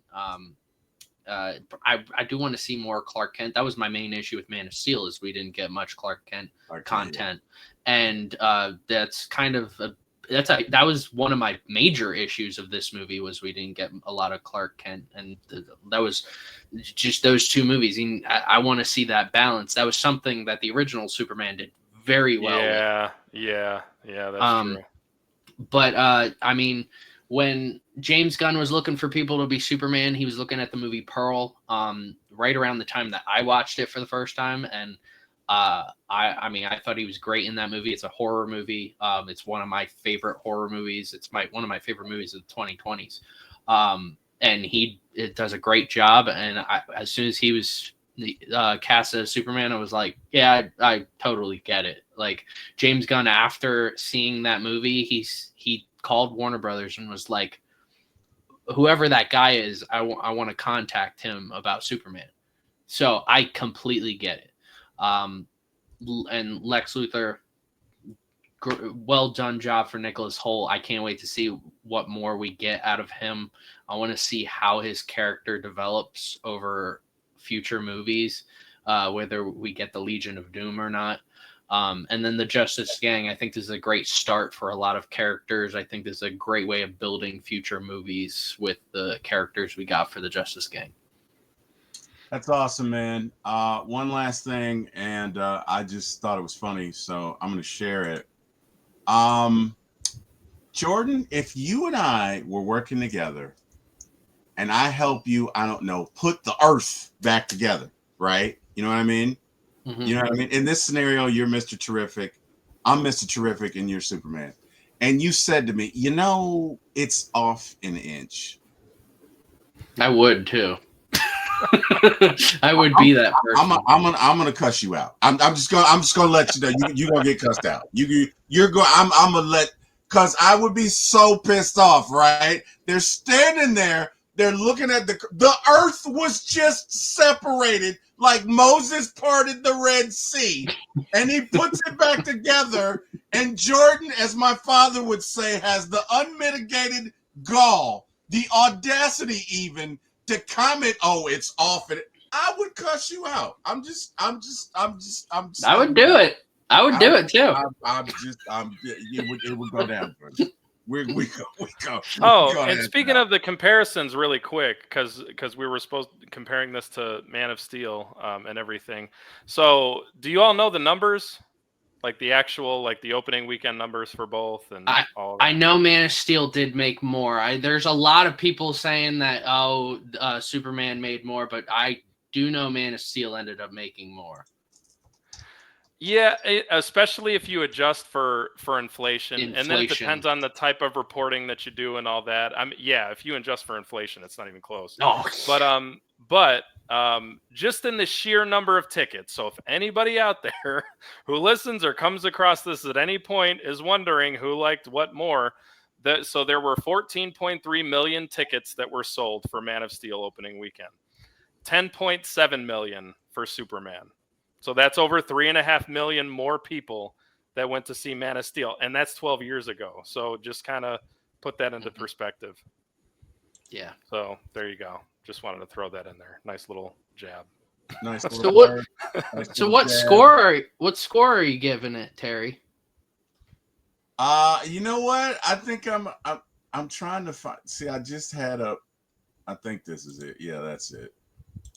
So I just had up the numbers since he, was talking about it. I just had up the numbers. So the movie Superman also referred to Man of Steel in some reports. Blah, blah, blah, blah, blah. 122 million in the United States and Canada. Globally, it grossed 217 million on the first weekend. So yeah, because it did. There's other sites. There's other sites that report that as being higher because they say that Superman included the previews, like the showings before Friday, were included in their opening weekend, whereas they were not in the 116 or whatever it was for Man of Steel. Whether or not that's true, I mean, regardless, the ticket sales, I feel kind of, speak for themselves and stuff. But I'm just glad it's successful enough to where they're going to tell more stories. Yeah. And what that number also includes is I saw it on a Tuesday because I had access. I have Amazon Prime. Right. So I had an opportunity to see that. So that also included those numbers all the way to Tuesday. That I didn't know. I thought they were only including the Thursday previews. No, even Tuesday. So all of those numbers. So it's basically like a week's worth, almost a week's worth of numbers that they for opening weekend. And makes sense. One thing I do want to point out too is the box office updated the number for Superman globally, internationally. So it was originally a lot higher, but it dropped to like less than 100 million. Yeah, I know it was under 100. Yeah, because he said that stuff before it was released. I think that impacted it. Yeah.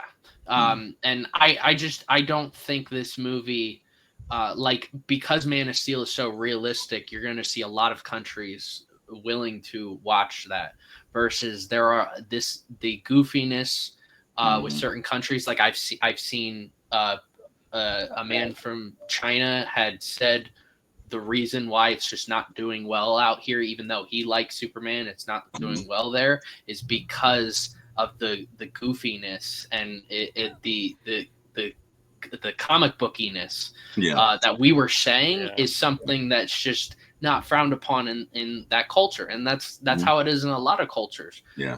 But I mean, every movie has its flaws in every culture, so I mean, you could point at like the Dora the Explorer movie and say like it was satanic stuff. So damn. I did not expect you to say, wow. No way. I'm just she's just too saucy for some cultures. Oh, that was way too saucy. That was way too saucy. I did not. Of the 58 million things you could say, that was 58 million and one. In no way did I associate Dora the Explorer and satanic cults together. Like, wow. Okay. Wow. I'm tripping. What did I give it? I'm gonna give it an 8. I'm gonna give it an 8. I did like it.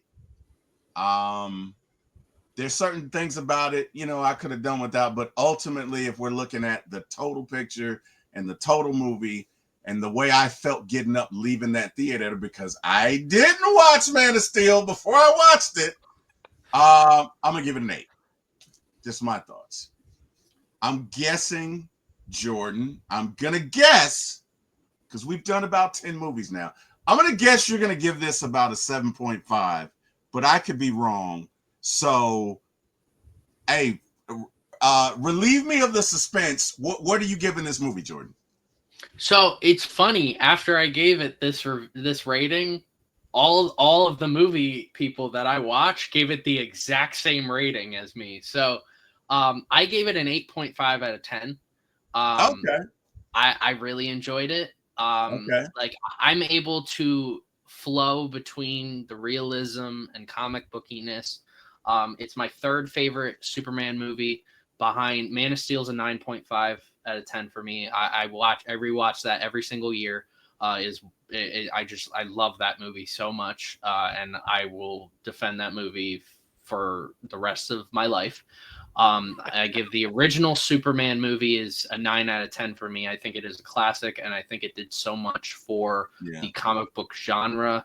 I enjoyed it, and I think this movie, a lot of people over the course of like the MCU and all these Marvel movies that have come out say that like we need more comic booky movies. Like I'm going to continue. That's going to be the new word that we're going to use every single week is comic booky or comic bookiness. How about saucy comic bookiness? Saucy comic bookiness. Do a combo. Yeah. Okay. Which is basically Catwoman with Halle Berry is the sauciness.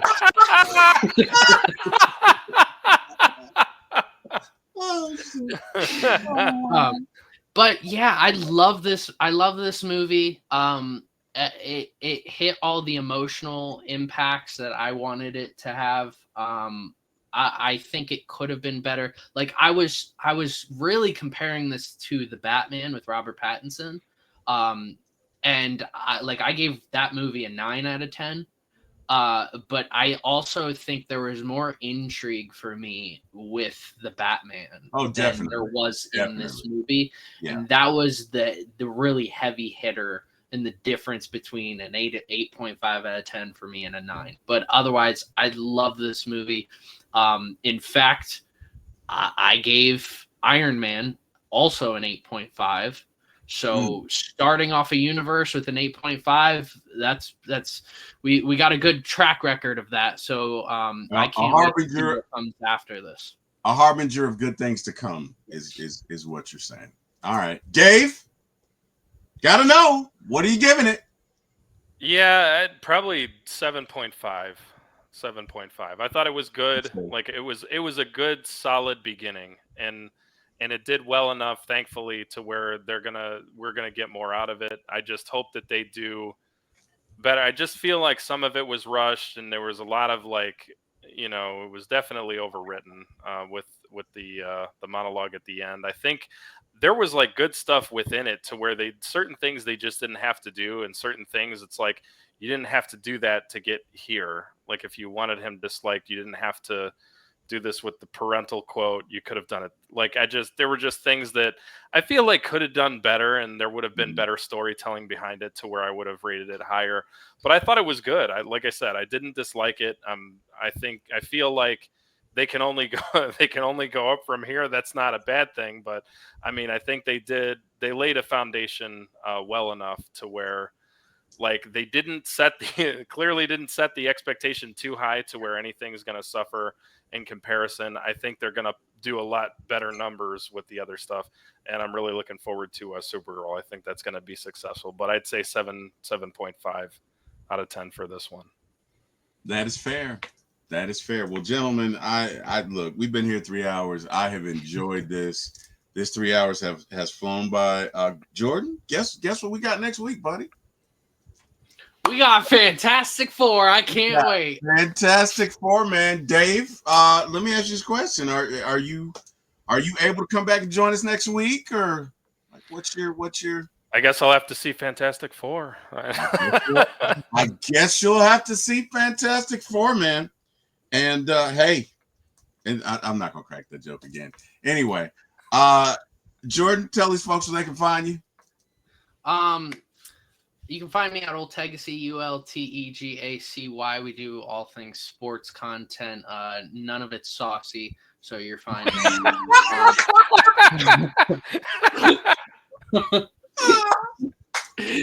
Oh, shit. Oh. Yeah. It's just sauceless. We are completely sauceless. I'm gonna make a meme out of both of y'all. I'm just letting you know what's going on. It's gonna be saucy on repeat. I'm just letting you know what's coming. Oh my goodness. But yeah, you can find sports content over there. And then me and Terry do this comic book movies. I mean, all movies in general. I mean, at one point, I was supposed to be on the show for Sinners. I was caught up, but yeah, we do all movies every Saturday, and yeah, this is fun. Except for Final Destination, because that scares the shit out of me, and I'm not going to do it. And, you know, that's in my contract, because that is definitely not saucy. So if this video gets 500 likes, we're doing Final Destination, the entire franchise. Let me tell you something. Let me tell you something. Jordan, I love you, brother. You will never see me again in your life. Hey, Jordan, I'm gonna go out to Atlanta again. I'm gonna get his ass to watch him. Shit. you gonna have to drug me. Y'all don't know what that movie did to me, man.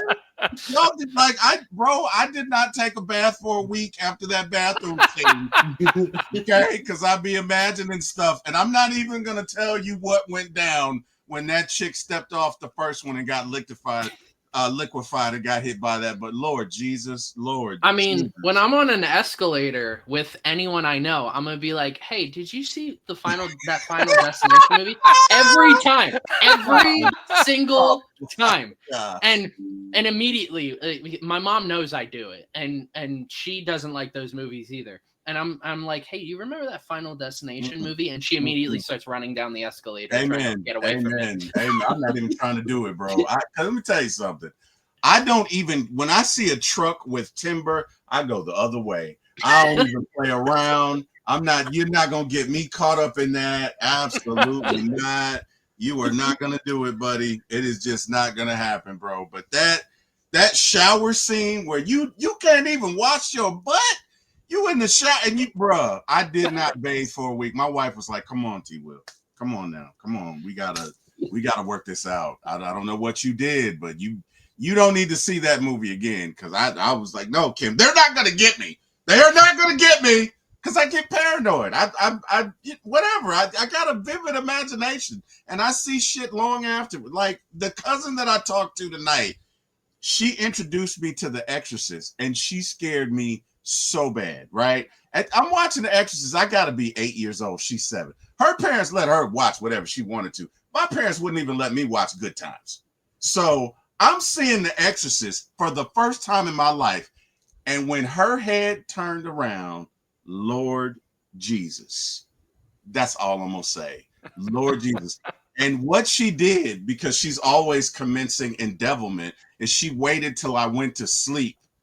And she snuck in my room and scared the piss out of me, literally. I will never forgive her for that, because I pissed all over myself because she scared me that bad. It was awful. I don't even watch The Exorcist to this day. I don't even watch devil movies because of that. Because it was such an experience. Like I don't, and you know that stuff is true. Amityville Horror, that really happened. That really happened. Salem's Lot, hey man, hey, to each his own. I'm not doing it. Anyway, guys, Jordan, thank you for joining me, brother. As always, we got to come back next week. Dave, you got to come back. We do Fantastic Four. This will be fun. I'm not going to say saucy again. That's good, because the kids don't say it either. Yes, they do. Yes, they do. None of them do this. I'm gonna find a kid who says it. I am, and I'm gonna hit both of you up. I'm telling you. Shelby, Gavin, do y'all say this shit? Do y'all be saying this shit? Sauce Gardner does not count. Yes, he does. Yes, he does. Yes, no, he doesn't. Yes, he does. Whatever. Whatever. Guys, everybody in the chat who joined us, thank you. We appreciate it. Look, we do this because we have a love for it. And it is so much fun, but we couldn't do it without you. So everybody who joined from the bottom of our very hearts, we thank you. You could have been anywhere in the world. You chose to be with us. We thank you. Jordan, Dave, thank you for joining me. I want to thank God. Would not be here without him. Thank you for waking me up. Thanking you for giving me the ability to do this. Last but not least, thank you to Eric Parker and Jack Spade, who gave me my start in this business. We will see you next weekend. You guys have an amazing week. And we are out of here because we are saucy. Hey, we just had such an amazing time. What a show. I enjoyed it. I hope you enjoyed it. I think you enjoyed it. But either way, how are you going to do that and not hit like, share, subscribe? I mean, we were having so much fun. We can come back and do it again. Go ahead and hit like, share, subscribe. For My ATL Sports 1 on YouTube. Say again, it's For My ATL Sports 1 on YouTube. Or grab the link below. For My ATL Sports 1 on YouTube. Go ahead and click like, share, and subscribe. And guess what? You can come back to the next show or the show after that, or maybe even the show after that. But if you don't like, share, and subscribe, there could be shows that come out that are great that you just miss. And you don't want to do that, do you? We had such a great time. Come on. Hit the like, share, and subscribe button. You guys have a great day. Thanks so much for watching our show. And we can't wait to see you again. Thank you, thank you, thank you. We thank God for you and we appreciate you. Hit the like, share, subscribe. Until next time.